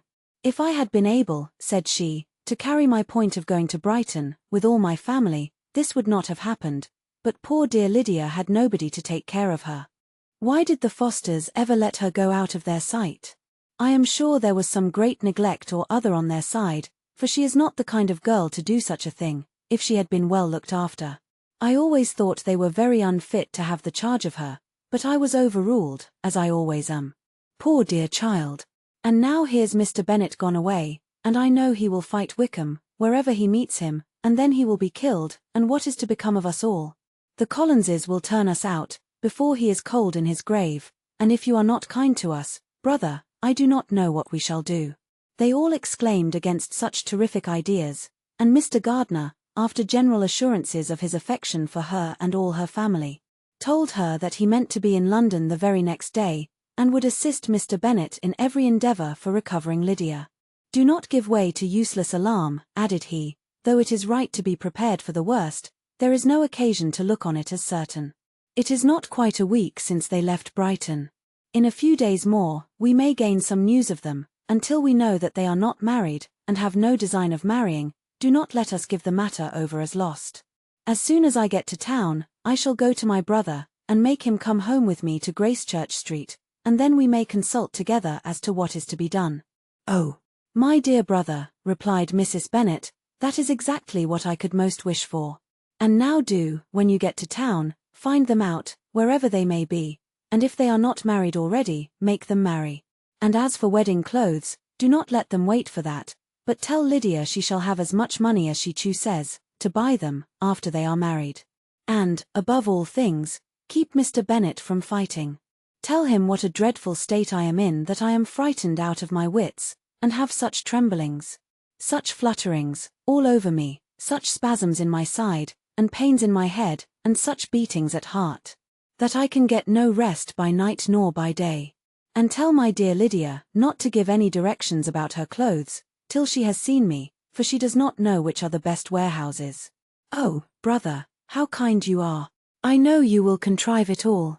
But Mr. Gardiner, though he assured her again of his earnest endeavours in the cause, could not avoid recommending moderation to her, as well in her hopes as her fears, and, after talking with her in this manner till dinner was on table, they left her to vent all her feelings on the housekeeper, who attended, in the absence of her daughters.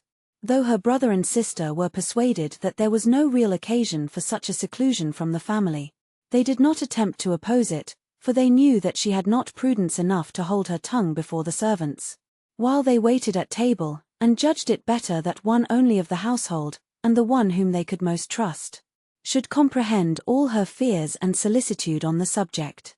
In the dining-room they were soon joined by Mary and Kitty, who had been too busily engaged in their separate apartments to make their appearance before. One came from her books, and the other from her toilette. The faces of both, however, were tolerably calm, and no change was visible in either, except that the loss of her favourite sister, or the anger which she had herself incurred in the business, had given something more of fretfulness than usual to the accents of Kitty. This is a most unfortunate affair, and will probably be much talked of. But we must stem the tide of malice, and pour into the wounded bosoms of each other the balm of sisterly consolation. Then, perceiving in Elizabeth no inclination of replying, she added, "Unhappy as the event must be for Lydia, we may draw from it this useful lesson, that loss of virtue in a female is irretrievable, that one false step involves her in endless ruin, that her reputation is no less brittle than it is beautiful, and that she cannot be too much guarded in her behaviour towards the undeserving of the other sex." Elizabeth lifted up her eyes in amazement, but was too much oppressed to make any reply. Mary, however, continued to console herself with such kind of moral extractions from the evil before them.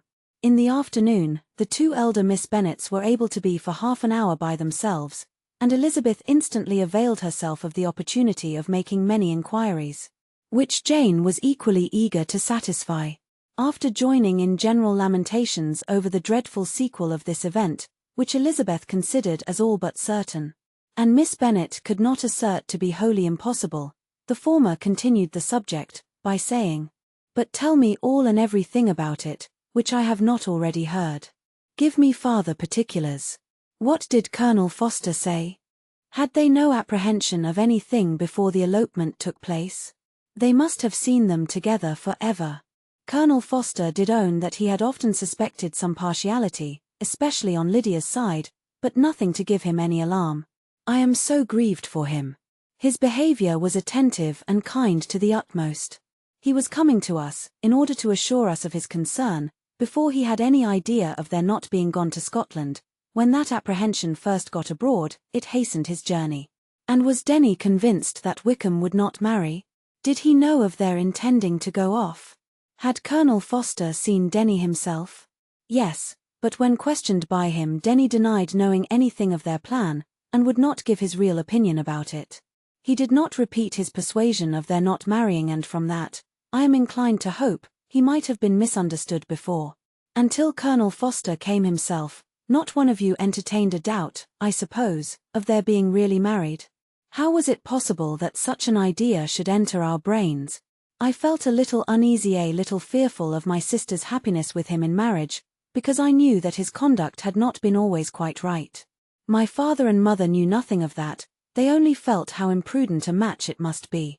Kitty then owned, with a very natural triumph on knowing more than the rest of us, that in Lydia's last letter, she had prepared her for such a step. She had known, it seems, of their being in love with each other, many weeks.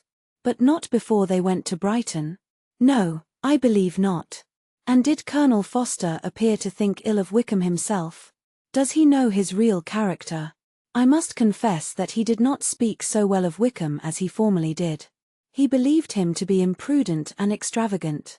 And since this sad affair has taken place, it is said that he left Meryton greatly in debt, but I hope this may be false. Oh, Jane, had we been less secret, had we told what we knew of him, this could not have happened. Perhaps it would have been better, replied her sister. But to expose the former faults of any person, without knowing what their present feelings were, seemed unjustifiable. We acted with the best intentions. Could Colonel Forster repeat the particulars of Lydia's note to his wife? He brought it with him for us to see.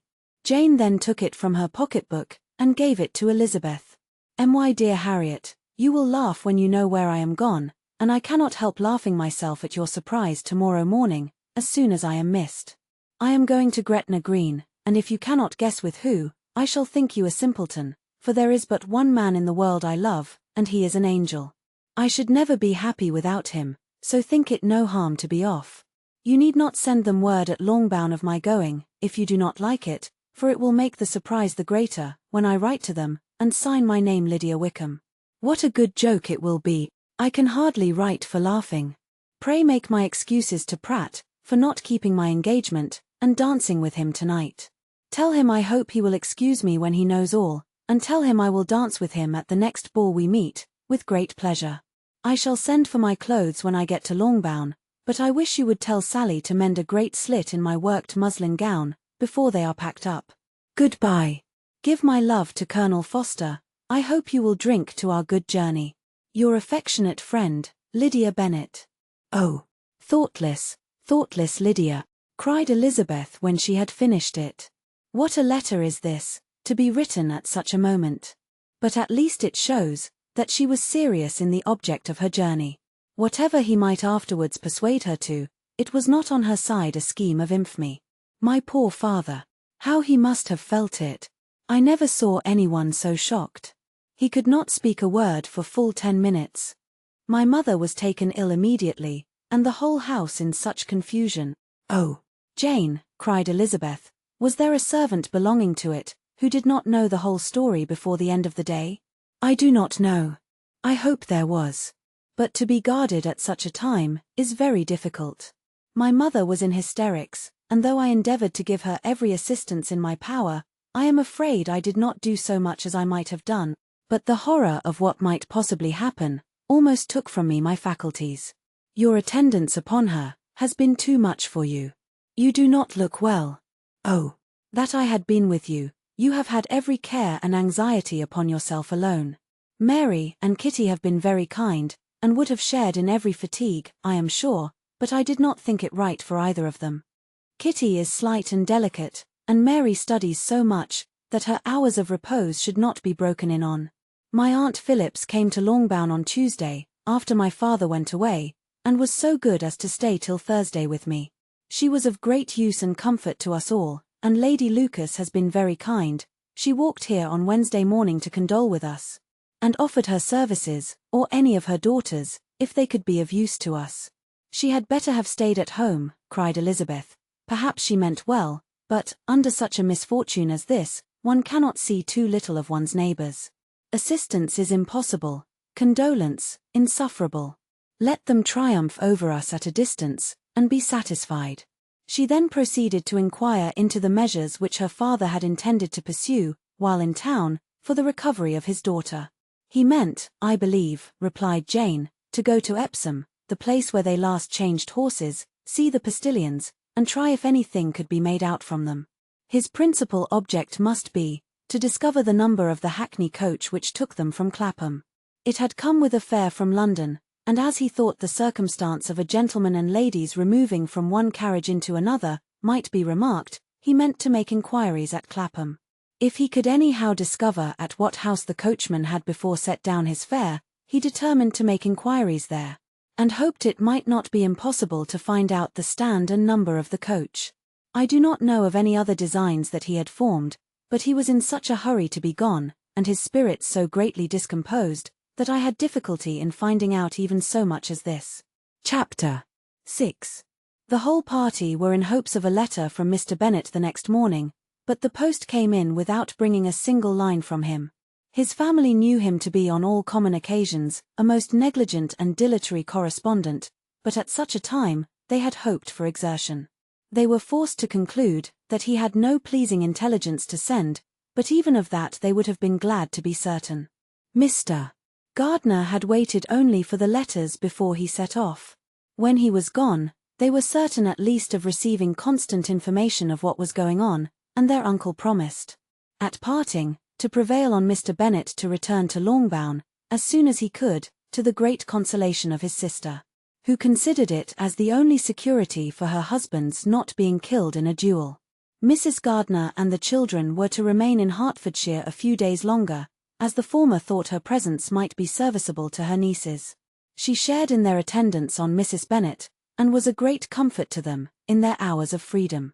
Their other aunt also visited them frequently, and always, as she said, with the design of cheering and heartening them up. Though as she never came without reporting some fresh instance of Wickham's extravagance or irregularity, she seldom went away without leaving them more dispirited than she found them. All Meryton seemed striving to blacken the man, who, but 3 months before, had been almost an angel of light. He was declared to be in debt to every tradesman in the place, and his intrigues, all honoured with the title of seduction, had been extended into every tradesman's family. Everybody declared that he was the wickedest young man in the world, and everybody began to find out that they had always distrusted the appearance of his goodness. Elizabeth, though she did not credit above half of what was said, believed enough to make her former assurance of her sister's ruin still more certain. And even Jane, who believed still less of it, became almost hopeless, more especially as the time was now come, when if they had gone to Scotland, which she had never before entirely despaired of, they must in all probability have gained some news of them. Mr. Gardiner left Longbourn on Sunday. On Tuesday, his wife received a letter from him. It told them that on his arrival, he had immediately found out his brother, and persuaded him to come to Gracechurch Street. That Mr. Bennet had been to Epsom and Clapham, before his arrival, but without gaining any satisfactory information, and that he was now determined to inquire at all the principal hotels in town, as Mr. Bennet thought it possible they might have gone to one of them, on their first coming to London, before they procured lodgings. Mr. Gardiner himself did not expect any success from this measure, but as his brother was eager in it, he meant to assist him in pursuing it. He added, that Mr. Bennet seemed wholly disinclined at present to leave London, and promised to write again very soon. There was also a postscript to this effect. I have written to Colonel Foster to desire him to find out, if possible, from some of the young man's intimates in the regiment, whether Wickham has any relations or connections, who would be likely to know in what part of the town he has now concealed himself. If there were any one that one could apply to, with a probability of gaining such a clue as that, it might be of essential consequence. At present we have nothing to guide us. Colonel Foster will, I dare say, do everything in his power to satisfy us on this head. But, on second thoughts, perhaps Lizzie could tell us what relations he has now living, better than any other person. Elizabeth was at no loss to understand from whence this deference for her authority proceeded, but it was not in her power to give any information of so satisfactory a nature as the compliment deserved. She had never heard of his having had any relations, except a father and mother, both of whom had been dead many years. It was possible, however, that some of his companions in the shire might be able to give more information. And, though she was not very sanguine in expecting it, the application was a something to look forward to. Every day at Longbourn was now a day of anxiety, but the most anxious part of each was when the post was expected. The arrival of letters was the first grand object of every morning's impatience. Through letters, whatever of good or bad was to be told, would be communicated, and every succeeding day was expected to bring some news of importance. But before they heard again from Mr. Gardiner, a letter arrived for their father, from a different quarter. From Mr. Collins, which, as Jane had received directions to open all that came for him in his absence, she accordingly read, and Elizabeth, who knew what curiosities his letters always were, looked over her. And read it likewise. My dear sir, I feel myself called upon, by our relationship, and my situation in life, to condole with you on the grievous affliction you are now suffering under, of which we were yesterday informed by a letter from Hertfordshire. Be assured, my dear sir, that Mrs. Collins and myself sincerely sympathize with you, and all your respectable family, in your present distress, which must be of the bitterest kind, because proceeding from a cause which no time can remove. No arguments shall be wanting on my part, that can alleviate so severe a misfortune, or that may comfort you, under a circumstance that must be of all others most afflicting to a parent's mind. The death of your daughter would have been a blessing in comparison of this. And it is the more to be lamented, because there is reason to suppose, as my dear Charlotte informs me, that this licentiousness of behaviour in your daughter has proceeded from a faulty degree of indulgence. Though, at the same time, for the consolation of yourself and Mrs. Bennet, I am inclined to think that her own disposition must be naturally bad, or she could not be guilty of such an enormity, at so early an age. Howsoever that may be, you are grievously to be pitied, in which opinion I am not only joined by Mrs. Collins, but likewise by Lady Catherine and her daughter, to whom I have related the affair. They agree with me in apprehending that this false step in one daughter will be injurious to the fortunes of all the others. For who, as Lady Catherine herself condescendingly says, will connect themselves with such a family? And this consideration leads me moreover to reflect with augmented satisfaction on a certain event of last November. For had it been otherwise, I must have been involved in all your sorrow and disgrace. Let me advise you then, my dear sir, to console yourself as much as possible, to throw off your unworthy child from your affection for ever, and leave her to reap the fruits of her own heinous offence. I am, dear sir, ANDC. ANDC. Mr. Gardiner did not write again, till he had received an answer from Colonel Foster, and then he had nothing of a pleasant nature to send. It was not known that Wickham had a single relation, with whom he kept up any connection, and it was certain that he had no near one living. His former acquaintance had been numerous, but since he had been in the militia, it did not appear that he was on terms of particular friendship with any of them. There was no one therefore who could be pointed out, as likely to give any news of him. And in the wretched state of his own finances, there was a very powerful motive for secrecy, in addition to his fear of discovery by Lydia's relations. For it had just transpired that he had left gaming debts behind him, to a very considerable amount. Colonel Foster believed that more than £1,000 would be necessary to clear his expenses at Brighton. He owed a good deal in the town, but his debts of honour were still more formidable. Mr. Gardiner did not attempt to conceal these particulars from the Longbourn family. Jane heard them with horror. "A gamester," she cried. "This is wholly unexpected. I had not an idea of it." Mr. Gardiner added in his letter that they might expect to see their father at home on the following day, which was Saturday. Rendered spiritless by the ill success of all their endeavours, he had yielded to his brother-in-law's entreaty that he would return to his family, and leave it to him to do whatever occasion might suggest to be advisable for continuing their pursuit. When Mrs. Bennet was told of this, she did not express so much satisfaction as her children expected, considering what her anxiety for his life had been before. "What, is he coming home, and without poor Lydia?" she cried. "Sure he will not leave London before he has found them. Who is to fight Wickham, and make him marry her, if he comes away?" As Mrs. Gardiner began to wish to be at home, it was settled that she and her children should go to London, at the same time that Mr. Bennet came from it. The coach, therefore, took them the first stage of their journey, and brought its master back to Longbourn. Mrs. Gardiner went away in all the perplexity about Elizabeth and her Derbyshire friend, that had attended her from that part of the world. His name had never been voluntarily mentioned before them by her niece, and the kind of half-expectation which Mrs. Gardiner had formed, of their being followed by a letter from him, had ended in nothing. Elizabeth had received none since her return, that could come from Pemberley. The present unhappy state of the family rendered any other excuse for the lowness of her spirits unnecessary. Nothing, therefore, could be fairly conjectured from that, though Elizabeth, who was by this time tolerably well acquainted with her own feelings, was perfectly aware that, had she known nothing of Darcy, she could have borne the dread of Lydia's infamy somewhat better. It would have spared her, she thought, one sleepless night out of two. When Mr. Bennet arrived, he had all the appearance of his usual philosophic composure. He said as little as he had ever been in the habit of saying, made no mention of the business that had taken him away, and it was some time before his daughters had courage to speak of it. It was not till the afternoon, when he joined them at tea, that Elizabeth ventured to introduce the subject. And then, on her briefly expressing her sorrow for what he must have endured, he replied, "Say nothing of that. Who should suffer but myself? It has been my own doing, and I ought to feel it." "You must not be too severe upon yourself," replied Elizabeth. "You may well warn me against such an evil. Human nature is so prone to fall into it. No, Lizzie, let me once in my life feel how much I have been to blame.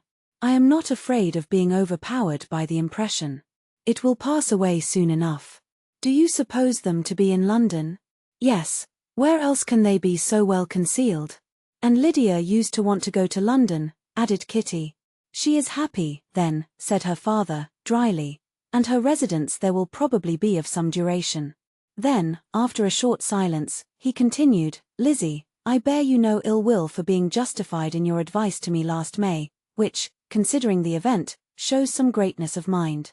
They were interrupted by Miss Bennet, who came to fetch her mother's tea.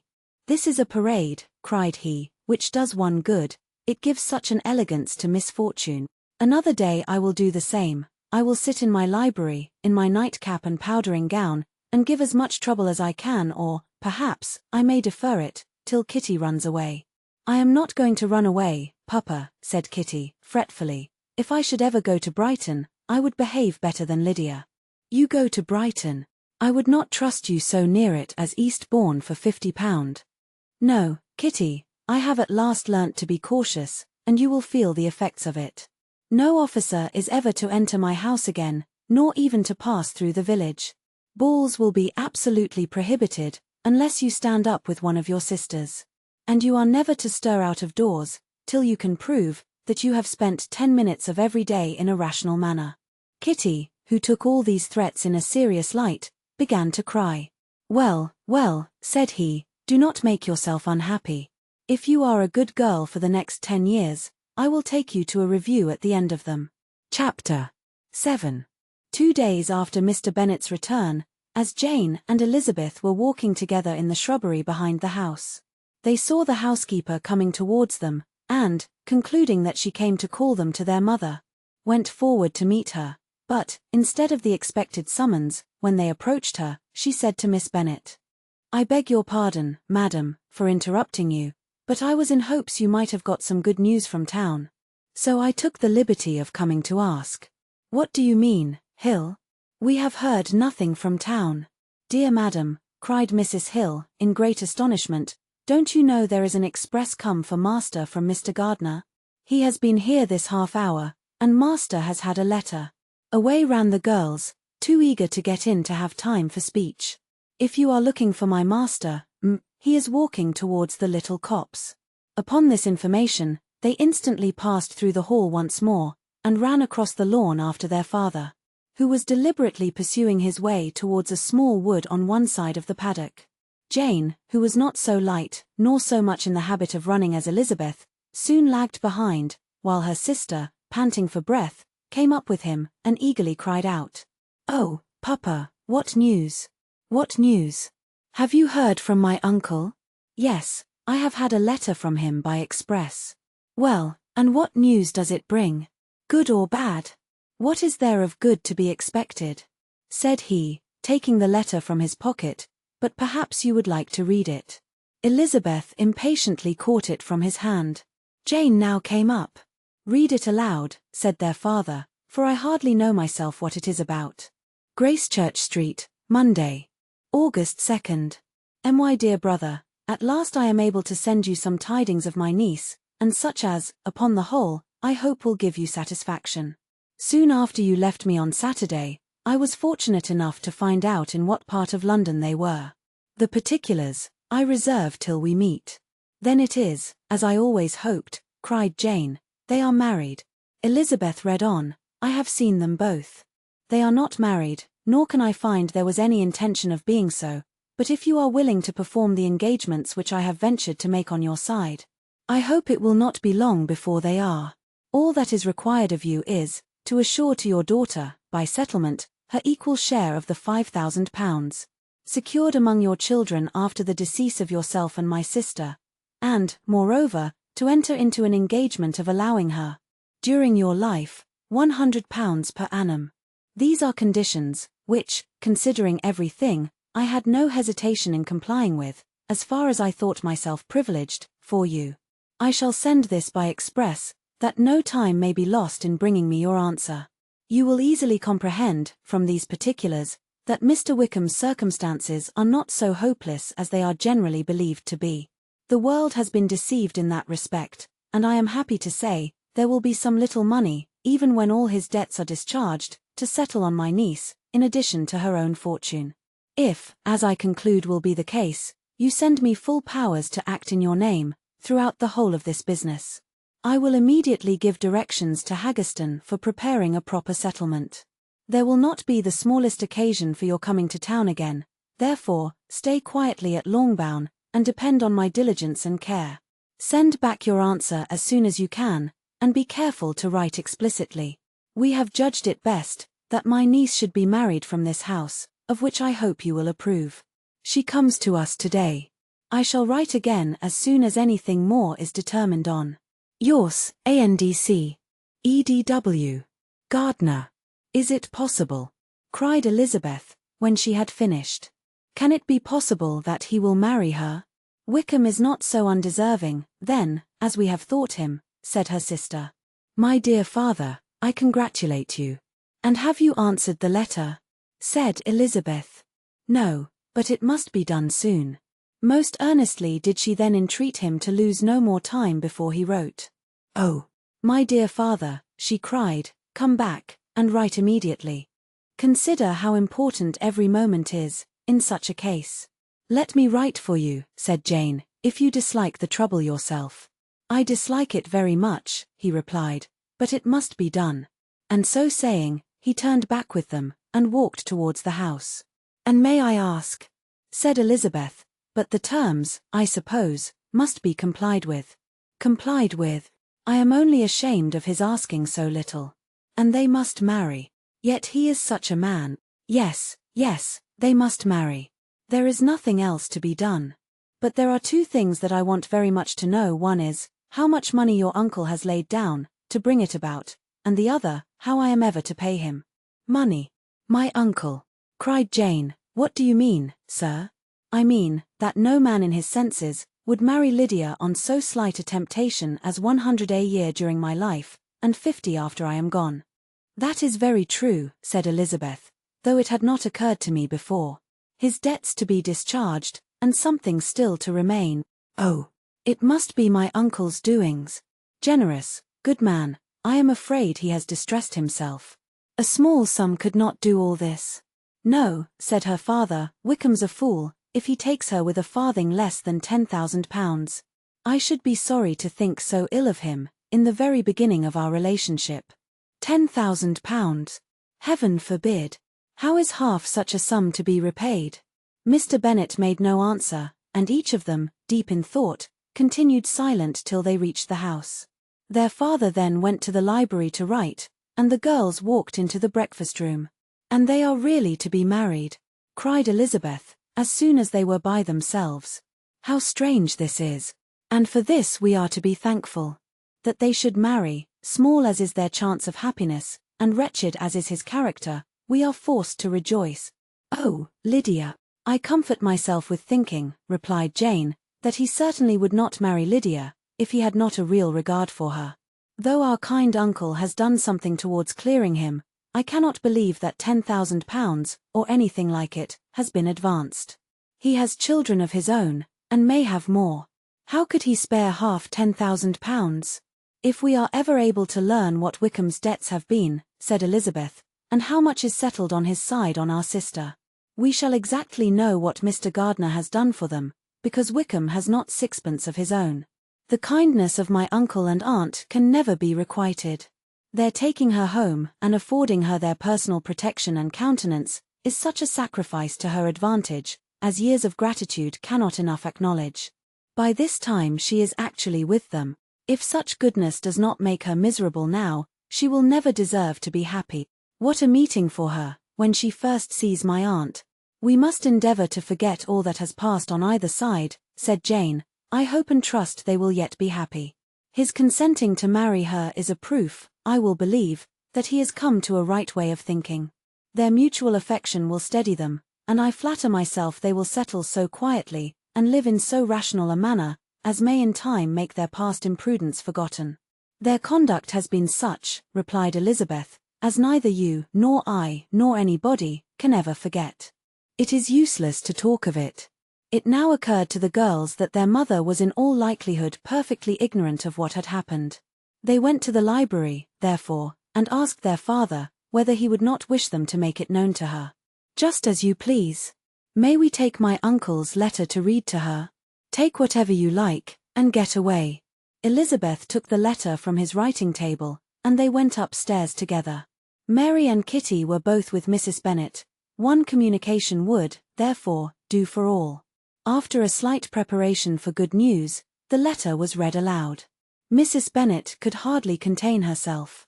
As soon as Jane had read Mr. Gardiner's hope of Lydia's being soon married, her joy burst forth, and every following sentence added to its exuberance. She was now in an irritation as violent from delight, as she had ever been fidgety from alarm and vexation. To know that her daughter would be married was enough. She was disturbed by no fear for her felicity, nor humbled by any remembrance of her misconduct. "My dear, dear Lydia," she cried, "this is delightful indeed. She will be married. I shall see her again. She will be married at 16. My good, kind brother. I knew how it would be. I knew he would manage everything. How I long to see her. And to see dear Wickham too. But the clothes, the wedding clothes. I will write to my sister Gardiner about them directly. Lizzie, my dear, run down to your father, and ask him how much he will give her. Stay, I will go myself. Ring the bell, Kitty, for Hill. I will put on my things in a moment. My dear, dear Lydia, how merry we shall be together when we meet." Her eldest daughter endeavored to give some relief to the violence of these transports, by leading her thoughts to the obligations which Mr. Gardiner's behaviour laid them all under. "For we must attribute this happy conclusion," she added, in a great measure, to his kindness. "We are persuaded that he has pledged himself to assist Mr. Wickham with money." "Well," cried her mother, "it is all very right. Who should do it but her own uncle? If he had not had a family of his own, I and my children must have had all his money, you know, and it is the first time we have ever had anything from him, except a few presents. Well, I am so happy. In a short time, I shall have a daughter married. Mrs. Wickham. How well it sounds. And she was only 16 last June. My dear Jane, I am in such a flutter, that I am sure I can't write, so I will dictate, and you write for me. We will settle with your father about the money afterwards, but the things should be ordered immediately." She was then proceeding to all the particulars of calico, muslin, and cambric, and would shortly have dictated some very plentiful orders. Had not Jane, though with some difficulty, persuaded her to wait, till her father was at leisure to be consulted. One day's delay, she observed, would be of small importance, and her mother was too happy to be quite so obstinate as usual. Other schemes too came into her head. "I will go to Meryton," said she, "as soon as I am dressed, and tell the good news to my sister Phillips. And as I come back, I can call on Lady Lucas and Mrs. Long. Kitty, run down and order the carriage. An airing would do me a great deal of good, I am sure. Girls, can I do anything for you in Meryton? Oh, here comes Hill. My dear Hill, have you heard the good news? Miss Lydia is going to be married, and you shall all have a bowl of punch, to make merry at her wedding." Mrs. Hill began instantly to express her joy. Elizabeth received her congratulations amongst the rest, and then, sick of this folly, took refuge in her own room, that she might think with freedom. Poor Lydia's situation must, at best, be bad enough, but that it was no worse, she had need to be thankful. She felt it so, and though, in looking forward, neither rational happiness nor worldly prosperity could be justly expected for her sister, in looking back to what they had feared only 2 hours ago, she felt all the advantages of what they had gained. Chapter 8. Mr. Bennet had very often wished, before this period of his life, that, instead of spending his whole income, he had laid by an annual sum for the better provision of his children, and of his wife, if she survived him. He now wished it more than ever. Had he done his duty in that respect, Lydia need not have been indebted to her uncle, for whatever of honour or credit could now be purchased for her. The satisfaction of prevailing on one of the most worthless young men in Great Britain to be her husband might then have rested in its proper place. He was seriously concerned that a cause of so little advantage to any one should be forwarded at the sole expense of his brother-in-law, and he was determined, if possible, to find out the extent of his assistance, and to discharge the obligation as soon as he could. When first Mr. Bennet had married, economy was held to be perfectly useless, for, of course, they were to have a son. This son was to join in cutting off the entail, as soon as he should be of age, and the widow and younger children would by that means be provided for. 5 daughters successively entered the world, but yet the son was to come, and Mrs. Bennet, for many years after Lydia's birth, had been certain that he would. This event had at last been despaired of, but it was then too late to be saving. Mrs. Bennet had no turn for economy, and her husband's love of independence had alone prevented their exceeding their income. £5,000 was settled by marriage articles on Mrs. Bennet and the children. But in what proportions it should be divided amongst the latter, depended on the will of the parents. This was one point, with regard to Lydia at least, which was now to be settled, and Mr. Bennet could have no hesitation in acceding to the proposal before him. In terms of grateful acknowledgment for the kindness of his brother, though expressed most concisely, he then delivered on paper his perfect approbation of all that was done, and his willingness to fulfil the engagements that had been made for him. He had never before supposed that, could Wickham be prevailed on to marry his daughter, it would be done with so little inconvenience to himself, as by the present arrangement. He would scarcely be £10 a year the loser, by the 100 that was to be paid them, for, what with her board and pocket allowance, and the continual presents in money, which passed to her, through her mother's hands, Lydia's expenses had been very little within that sum. That it would be done with such trifling exertion on his side, too, was another very welcome surprise, for his chief wish at present was to have as little trouble in the business as possible. When the first transports of rage which had produced his activity in seeking her were over, he naturally returned to all his former indolence. His letter was soon dispatched, for though dilatory in undertaking business, he was quick in its execution. He begged to know farther particulars of what he was indebted to his brother, but was too angry with Lydia to send any message to her. The good news quickly spread through the house, and with proportionate speed through the neighbourhood. It was borne in the latter with decent philosophy. To be sure, it would have been more for the advantage of conversation, had Miss Lydia Bennet come upon the town, or, as the happiest alternative, been secluded from the world, in some distant farmhouse. But there was much to be talked of, in marrying her, and the good-natured wishes for her well-doing, which had proceeded before. From all the spiteful old ladies in Meryton, lost but little of their spirit in this change of circumstances. Because with such an husband, her misery was considered certain. It was a fortnight since Mrs. Bennet had been downstairs, but on this happy day, she again took her seat at the head of her table, and in spirits oppressively high. No sentiment of shame gave a damp to her triumph. The marriage of a daughter, which had been the first object of her wishes, since Jane was 16, was now on the point of accomplishment. And her thoughts and her words ran wholly on those attendants of elegant nuptials, fine muslins, new carriages, and servants. She was busily searching through the neighbourhood for a proper situation for her daughter, and, without knowing or considering what their income might be, rejected many as deficient in size and importance.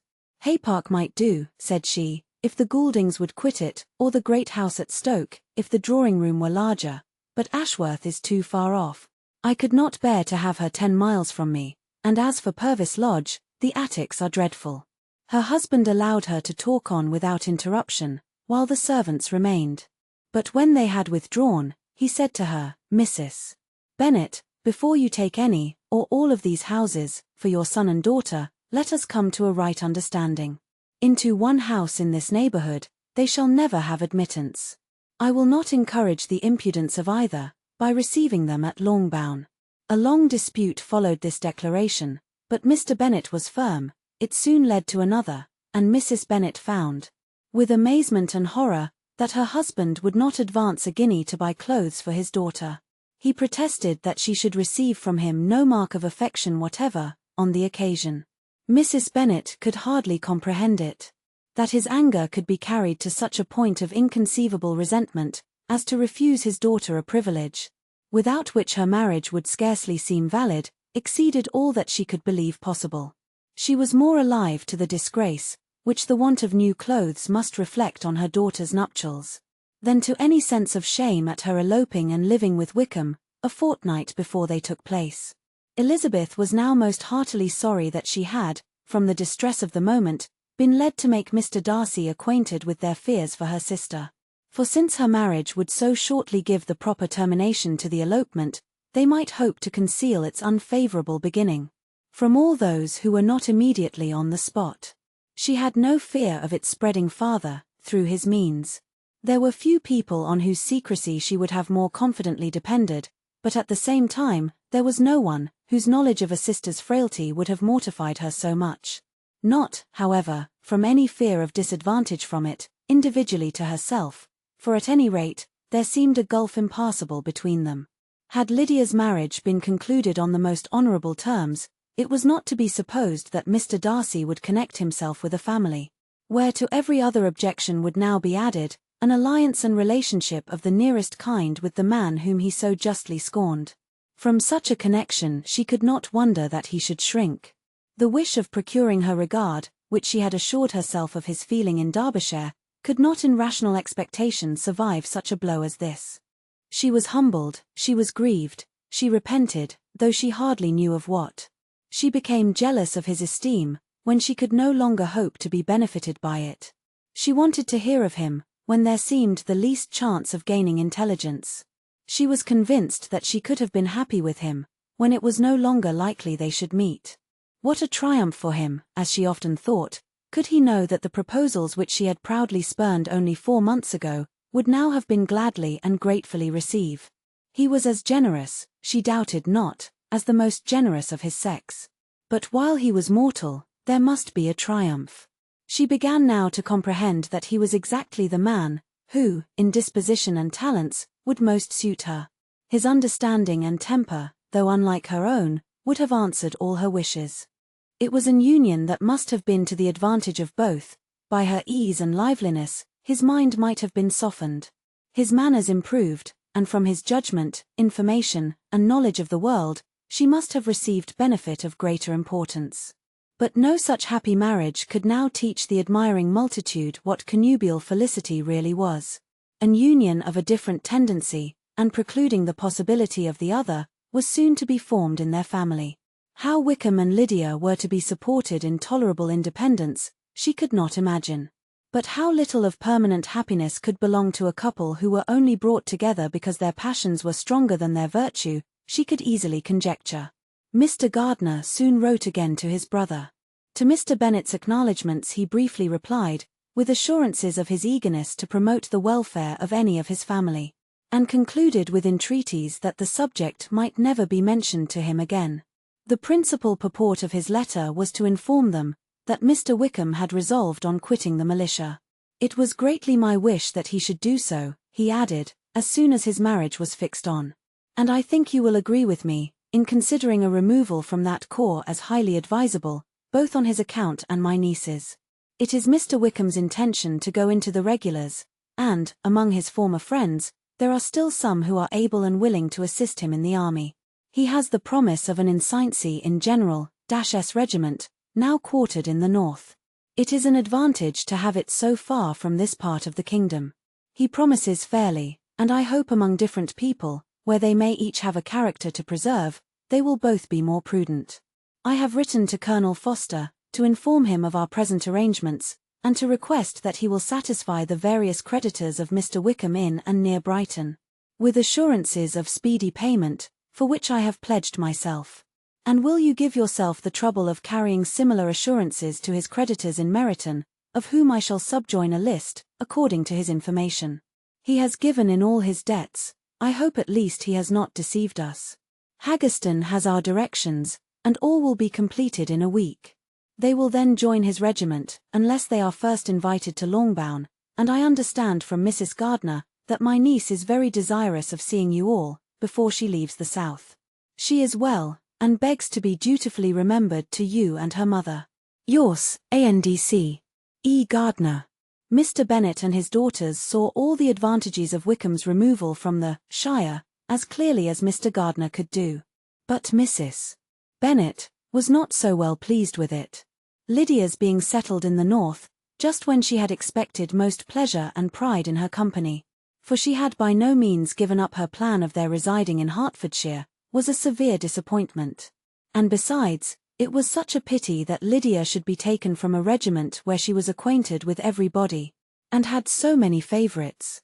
She is so fond of Mrs. Foster, said she, it will be quite shocking to send her away. And there are several of the young men, too, that she likes very much. The officers may not be so pleasant in General S regiment. His daughter's request, for such it might be considered, of being admitted into her family again, before she set off for the north, received at first an absolute negative. But Jane and Elizabeth, who agreed in wishing, for the sake of their sister's feelings and consequence, that she should be noticed on her marriage by her parents, urged him so earnestly, yet so rationally and so mildly, to receive her and her husband at Longbourn, as soon as they were married, that he was prevailed on to think as they thought, and act as they wished. And their mother had the satisfaction of knowing that she should be able to show her married daughter in the neighbourhood, before she was banished to the north. When Mr. Bennet wrote again to his brother, therefore, he sent his permission for them to come, and it was settled that as soon as the ceremony was over, they should proceed to Longbourn. Elizabeth was surprised, however, that Wickham should consent to such a scheme, and, had she consulted only her own inclination, any meeting with him would have been the last object of her wishes. Chapter 9. Their sister's wedding day arrived, and Jane and Elizabeth felt for her probably more than she felt for herself. The carriage was sent to meet them at and they were to return in it by dinner time. Their arrival was dreaded by the elder Miss Bennets, and Jane more especially, who gave Lydia the feelings which would have attended herself, had she been the culprit, was wretched in the thought of what her sister must endure. They came. The family were assembled in the breakfast room, to receive them. Smiles decked the face of Mrs. Bennet, as the carriage drove up to the door. Her husband looked impenetrably grave, her daughters, alarmed, anxious, uneasy. Lydia's voice was heard in the vestibule, the door was thrown open, and she ran into the room. Her mother stepped forwards, embraced her, and welcomed her with rapture, gave her hand with an affectionate smile to Wickham, who followed his lady, and wished them both joy, with an alacrity which showed no doubt of their happiness. Their reception from Mr. Bennet, to whom they then turned, was not quite so cordial. His countenance rather gained in austerity, and he scarcely opened his lips. The easy assurance of the young couple, indeed, was enough to provoke him. Elizabeth was disgusted, and even Miss Bennet was shocked. Lydia was Lydia still, untamed, unabashed, wild, noisy, and fearless. She turned from sister to sister, demanding their congratulations, and when at length they all sat down, looked eagerly round the room, took notice of some little alteration in it, and observed, with a laugh, that it was a great while since she had been there. Wickham was not at all more distressed than herself, but his manners were always so pleasing, that had his character and his marriage been exactly what they ought, his smiles and his easy address, while he claimed their relationship, would have delighted them all. Elizabeth had not before believed him quite equal to such assurance, but she sat down, resolving within herself to draw no limits in future to the impudence of an impudent man. She blushed, and Jane blushed, but the cheeks of the two who caused their confusion suffered no variation of colour. There was no want of discourse. The bride and her mother could neither of them talk fast enough, and Wickham, who happened to sit near Elizabeth, began inquiring after his acquaintance in that neighbourhood, with a good-humoured ease, which she felt very unable to equal in her replies. They seemed each of them to have the happiest memories in the world. Nothing of the past was recollected with pain, and Lydia led voluntarily to subjects which her sisters would not have alluded to for the world. "Only think of its being 3 months, she cried, since I went away. It seems but a fortnight, I declare, and yet there have been things enough happened in the time. Good gracious! When I went away, I am sure I had no more idea of being married till I came back again, though I thought it would be very good fun if I was." Her father lifted up his eyes. Jane was distressed. Elizabeth looked expressively at Lydia, but she, who never heard nor saw anything of which she chose to be insensible, gaily continued, "Oh, mamma, do the people hereabouts know I am married today? I was afraid they might not, and we overtook William Goulding in his curricle, so I was determined he should know it. And so I let down the side-glass next to him, and took off my glove, and let my hand just rest upon the window frame, so that he might see the ring, and then I bowed and smiled like anything." Elizabeth could bear it no longer. She got up, and ran out of the room, and returned no more, till she heard them passing through the hall to the dining parlour. She then joined them soon enough to see Lydia, with anxious parade, walk up to her mother's right hand, and hear her say to her eldest sister, "Ah, Jane, I take your place now, and you must go lower, because I am a married woman. It was not to be supposed that time would give Lydia that embarrassment, from which she had been so wholly free at first. Her ease and good spirits increased.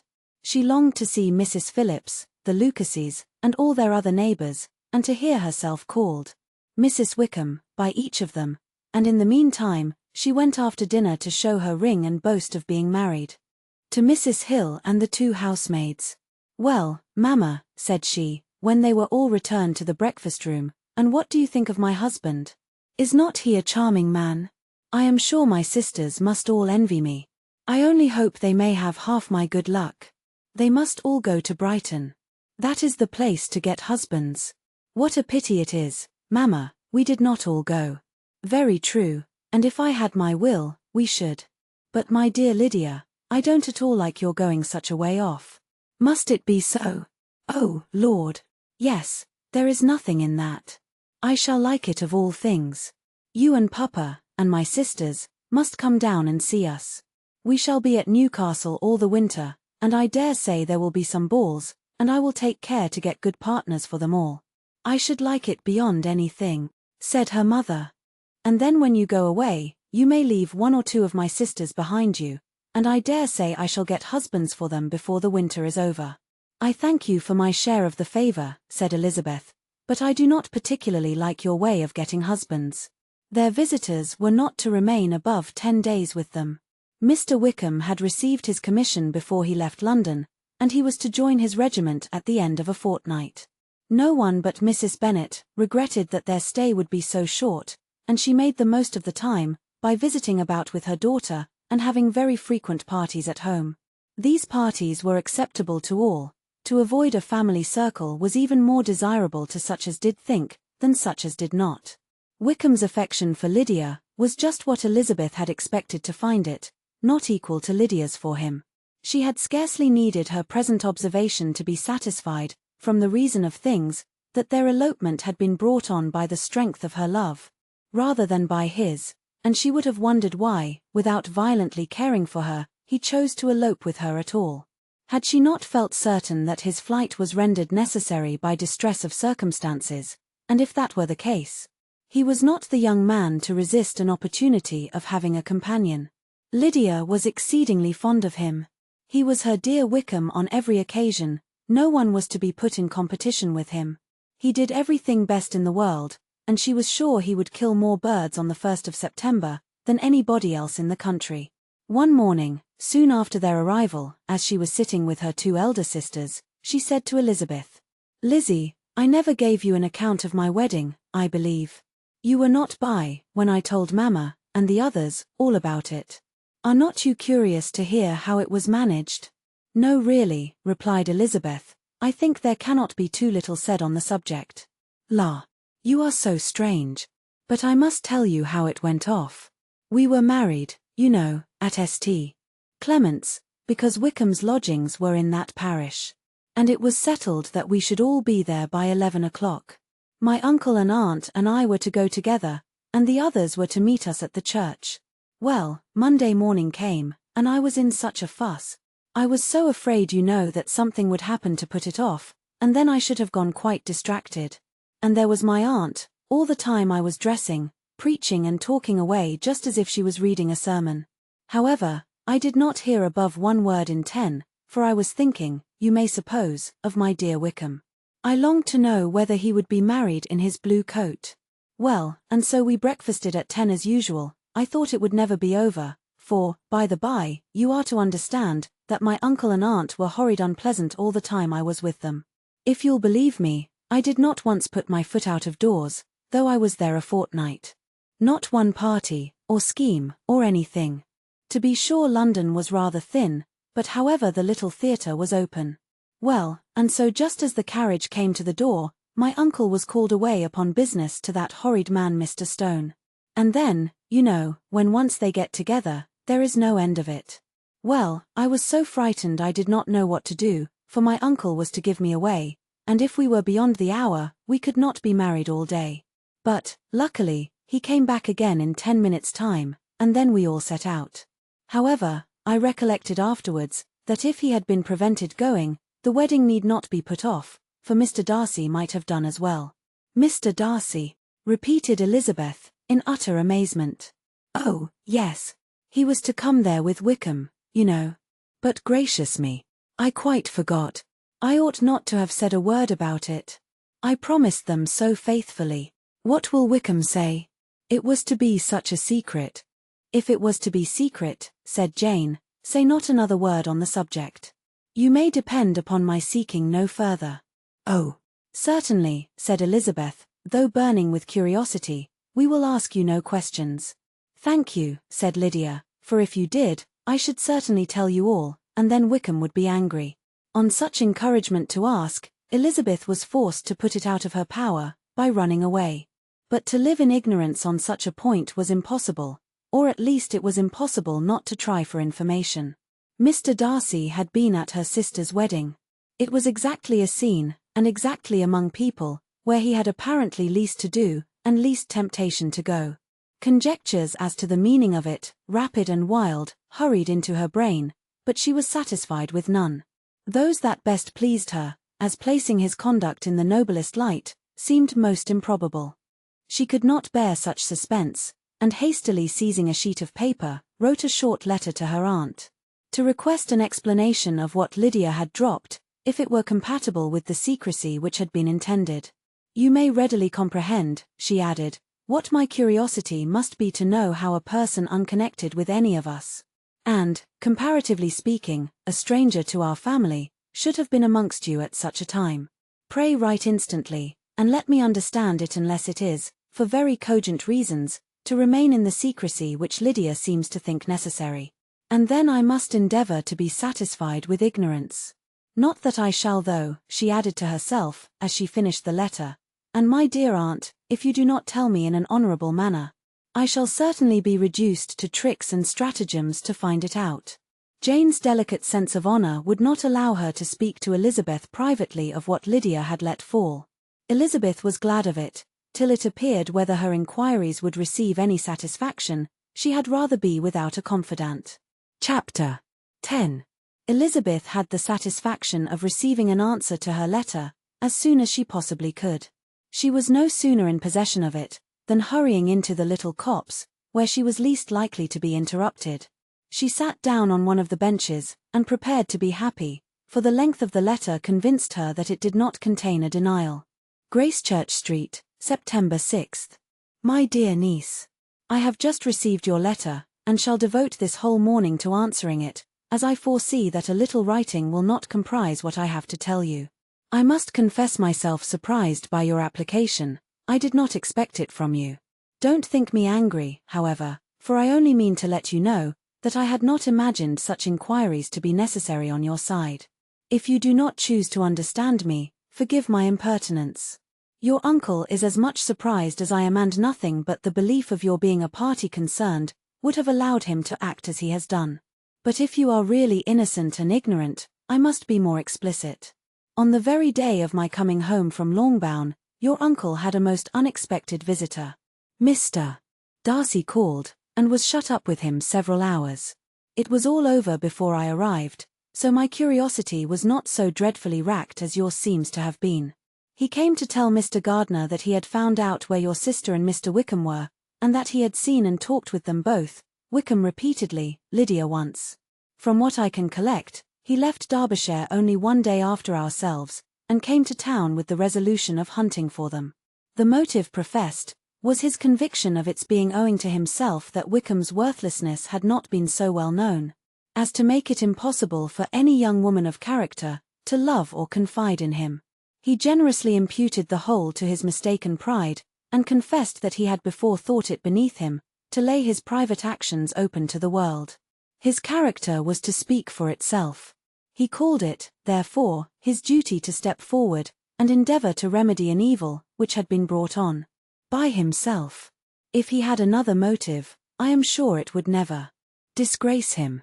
He had been some days in town, before he was able to discover them, but he had something to direct his search, which was more than we had, and the consciousness of this was another reason for his resolving to follow us.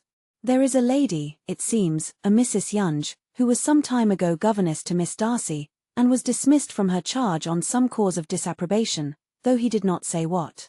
She then took a large house in Edward Street, and has since maintained herself by letting lodgings. This Mrs. Yonge was, he knew, intimately acquainted with Wickham, and he went to her for intelligence of him, as soon as he got to town. But it was 2 or 3 days before he could get from her what he wanted. She would not betray her trust, I suppose, without bribery and corruption, for she really did know where her friend was to be found. Wickham indeed had gone to her, on their first arrival in London, and had she been able to receive them into her house, they would have taken up their abode with her. At length, however, our kind friend procured the wished-for direction. They were in Street. He saw Wickham, and afterwards insisted on seeing Lydia. His first object with her, he acknowledged, had been to persuade her to quit her present disgraceful situation, and return to her friends as soon as they could be prevailed on to receive her, offering his assistance as far as it would go. But he found Lydia absolutely resolved on remaining where she was.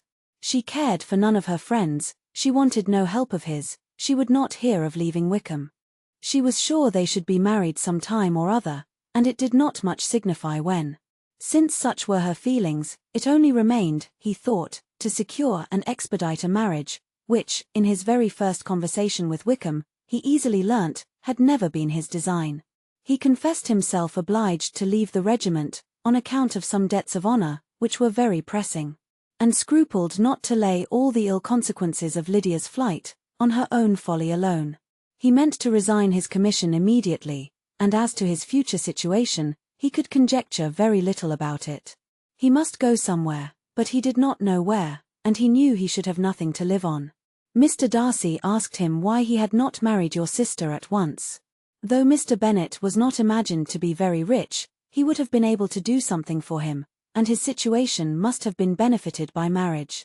But he found, in reply to this question, that Wickham still cherished the hope of more effectually making his fortune by marriage, in some other country.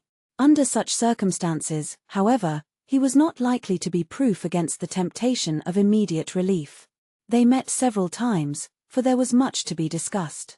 Wickham of course wanted more than he could get, but at length was reduced to be reasonable. Everything being settled between them, Mr. Darcy's next step was to make your uncle acquainted with it, and he first called in Gracechurch Street the evening before I came home. But Mr. Gardiner could not be seen, and Mr. Darcy found, on further inquiry, that your father was still with him, but would quit town the next morning.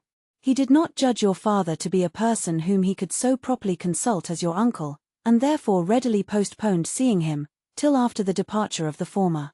He did not leave his name, until the next day. It was only known that a gentleman had called on business. On Saturday he came again. Your father was gone, your uncle at home, and, as I said before, they had a great deal of talk together. They met again on Sunday, and then I saw him too. It was not all settled before Monday. As soon as it was, the express was sent off to Longbourn. But our visitor was very obstinate. I fancy, Lizzie, that obstinacy is the real defect of his character after all. He has been accused of many faults at different times, but this is the true one. Nothing was to be done that he did not do himself, though I am sure, and I do not speak it to be thanked, therefore say nothing about it, your uncle would most readily have settled the whole. They battled it together for a long time, which was more than either the gentleman or lady concerned in it deserved. But at last your uncle was forced to yield, and instead of being allowed to be of use to his niece, was forced to put up with only having the probable credit of it, which went sorely against the grain, and I really believe your letter this morning gave him great pleasure, because it required an explanation that would rob him of his borrowed feathers, and give the praise where it was due. But, Lizzie, this must go no farther than yourself, or Jane at most. You know pretty well, I suppose, what has been done for the young people. His debts are to be paid, amounting, I believe, to considerably more than £1,000, another 1,000 in addition to her own settled upon her, and his commission purchased. The reason why all this was to be done by him alone, was such as I have given above. It was owing to him, to his reserve, and want of proper consideration, that Wickham's character had been so misunderstood, and consequently that he had been received and noticed as he was. Perhaps there was some truth in this, though I doubt whether his reserve, or anybody's reserve, can be answerable for the event. But in spite of all this fine talking, my dear Lizzie, you may rest perfectly assured that your uncle would never have yielded, if we had not given him credit for another interest in the affair. When all this was resolved on, he returned again to his friends, who were still staying at Pemberley. But it was agreed that he should be in London once more when the wedding took place, and all money matters were then to receive the last finish. I believe I have now told you everything. It is a relation which you tell me is to give you great surprise. I hope at least it will not afford you any displeasure. Lydia came to us, and Wickham had constant admission to the house. He was exactly what he had been when I knew him in Hertfordshire, but I would not tell you how little I was satisfied with her behaviour while she stayed with us. If I had not perceived, by Jane's letter last Wednesday, that her conduct on coming home was exactly of a piece with it. And therefore what I now tell you can give you no fresh pain. I talked to her repeatedly in the most serious manner, representing to her all the wickedness of what she had done, and all the unhappiness she had brought on her family. If she heard me, it was by good luck, for I am sure she did not listen. I was sometimes quite provoked, but then I recollected my dear Elizabeth and Jane, and for their sakes had patience with her. Mr. Darcy was punctual in his return, and as Lydia informed you, attended the wedding. He dined with us the next day, and was to leave town again on Wednesday or Thursday. Will you be very angry with me, my dear Lizzie, if I take this opportunity of saying, what I was never bold enough to say before, how much I like him? His behaviour to us has, in every respect, been as pleasing as when we were in Derbyshire. His understanding and opinions all please me. He wants nothing but a little more liveliness, and that, if he marry prudently, his wife may teach him. I thought him very sly. He hardly ever mentioned your name. But slyness seems the fashion. Pray forgive me, if I have been very presuming, or at least do not punish me so far, as to exclude me from P. I shall never be quite happy till I have been all round the park. A low phaeton, with a nice little pair of ponies, would be the very thing. But I must write no more. The children have been wanting me this half hour. M. Gardiner. The contents of this letter threw Elizabeth into a flutter of spirits, in which it was difficult to determine whether pleasure or pain bore the greatest share. The vague and unsettled suspicions which uncertainty had produced of what Mr. Darcy might have been doing to forward her sister's match, which she had feared to encourage, as an exertion of goodness too great to be probable, and at the same time dreaded to be just, from the pain of obligation, were proved beyond their greatest extent to be true. He had followed them purposely to town, he had taken on himself all the trouble and mortification attendant on such a research, in which supplication had been necessary to a woman whom he must abominate and despise, and where he was reduced to frequently meet, reason with, persuade, and finally bribe, the man whom he always most wished to avoid, and whose very name it was punishment to him to pronounce. He had done all this for a girl whom he could neither regard nor esteem. Her heart did whisper that he had done it for her. But it was a hope shortly checked by other considerations, and she soon felt that even her vanity was insufficient. When required to depend on his affection for her, for a woman who had already refused him, as able to overcome a sentiment so natural as abhorrence against relationship with Wickham, brother-in-law of Wickham, every kind of pride must revolt from the connection. He had to be sure done much. She was ashamed to think how much. But he had given a reason for his interference, which asked no extraordinary stretch of belief. It was reasonable that he should feel he had been wrong, he had liberality, and he had the means of exercising it. And though she would not place herself as his principal inducement, she could, perhaps, believe that remaining partiality for her might assist his endeavours in a cause where her peace of mind must be materially concerned. It was painful, exceedingly painful, to know that they were under obligations to a person who could never receive a return. They owed the restoration of Lydia, her character, everything to him. Oh, how heartily did she grieve over every ungracious sensation she had ever encouraged, every saucy speech she had ever directed towards him. For herself she was humbled, but she was proud of him. Proud that in a cause of compassion and honour, he had been able to get the better of himself. She read over her aunt's commendation of him again and again. It was hardly enough, but it pleased her. She was even sensible of some pleasure, though mixed with regret. On finding how steadfastly both she and her uncle had been persuaded that affection and confidence subsisted between Mr. Darcy and herself, she was roused from her seat, and her reflections, by someone's approach, and before she could strike into another path, she was overtaken by Wickham. "I am afraid I interrupt your solitary ramble, my dear sister," said he, as he joined her. "You certainly do," she replied with a smile, "but it does not follow that the interruption must be unwelcome. I should be sorry indeed, if it were. We were always good friends, and now we are better." "True. Are the others coming out?" "I do not know. Mrs. Bennet and Lydia are going in the carriage to Meryton. And so, my dear sister, I find from our uncle and aunt that you have actually seen Pemberley." She replied in the affirmative. "I almost envy you the pleasure, and yet I believe it would be too much for me, or else I could take it in my way to Newcastle." "And you saw the old housekeeper, I suppose?" "Poor Reynolds, she was always very fond of me. But of course she did not mention my name to you." "Yes, she did." "And what did she say?" "That you were gone into the army, and she was afraid had not turned out well. At such a distance as that, you know, things are strangely misrepresented." "Certainly," he replied, biting his lips. "I was surprised to see Darcy in town last month. We passed each other several times. I wonder what he can be doing there." "Perhaps preparing for his marriage with Mr. Burf," said Elizabeth. "It must be something particular to take him there at this time of year." "Undoubtedly. Did you see him while you were at Lambton?" "I thought I understood from the Gardiners that you had." "Yes, he introduced us to his sister." "And do you like her?" "Very much. I have heard, indeed, that she is uncommonly improved within this year or two. When I last saw her, she was not very promising." "I am very glad you liked her. I hope she will turn out well." "I dare say she will. She has got over the most trying age." "Did you go by the village of Kimpton?" "I do not recollect that we did. I mention it, because it is the living which I ought to have had. A most delightful place. Excellent parsonage house.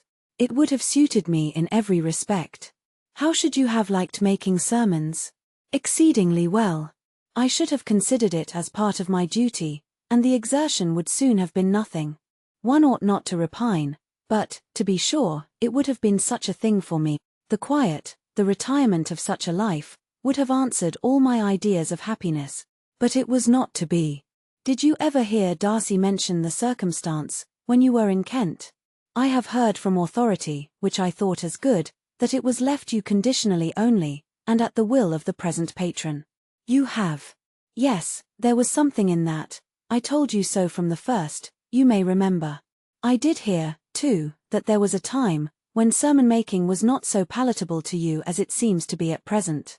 That you actually declared your resolution of never taking orders, and that the business had been compromised accordingly." "You did. And it was not wholly without foundation. You may remember what I told you on that point, when first we talked of it." They were now almost at the door of the house, for she had walked fast to get rid of him, and unwilling for her sister's sake, to provoke him, she only said in reply, with a good-humoured smile, "Come, Mr. Wickham, we are brother and sister, you know. Do not let us quarrel about the past. In future, I hope we shall be always of one mind." She held out her hand, he kissed it with affectionate gallantry, though he hardly knew how to look, and they entered the house.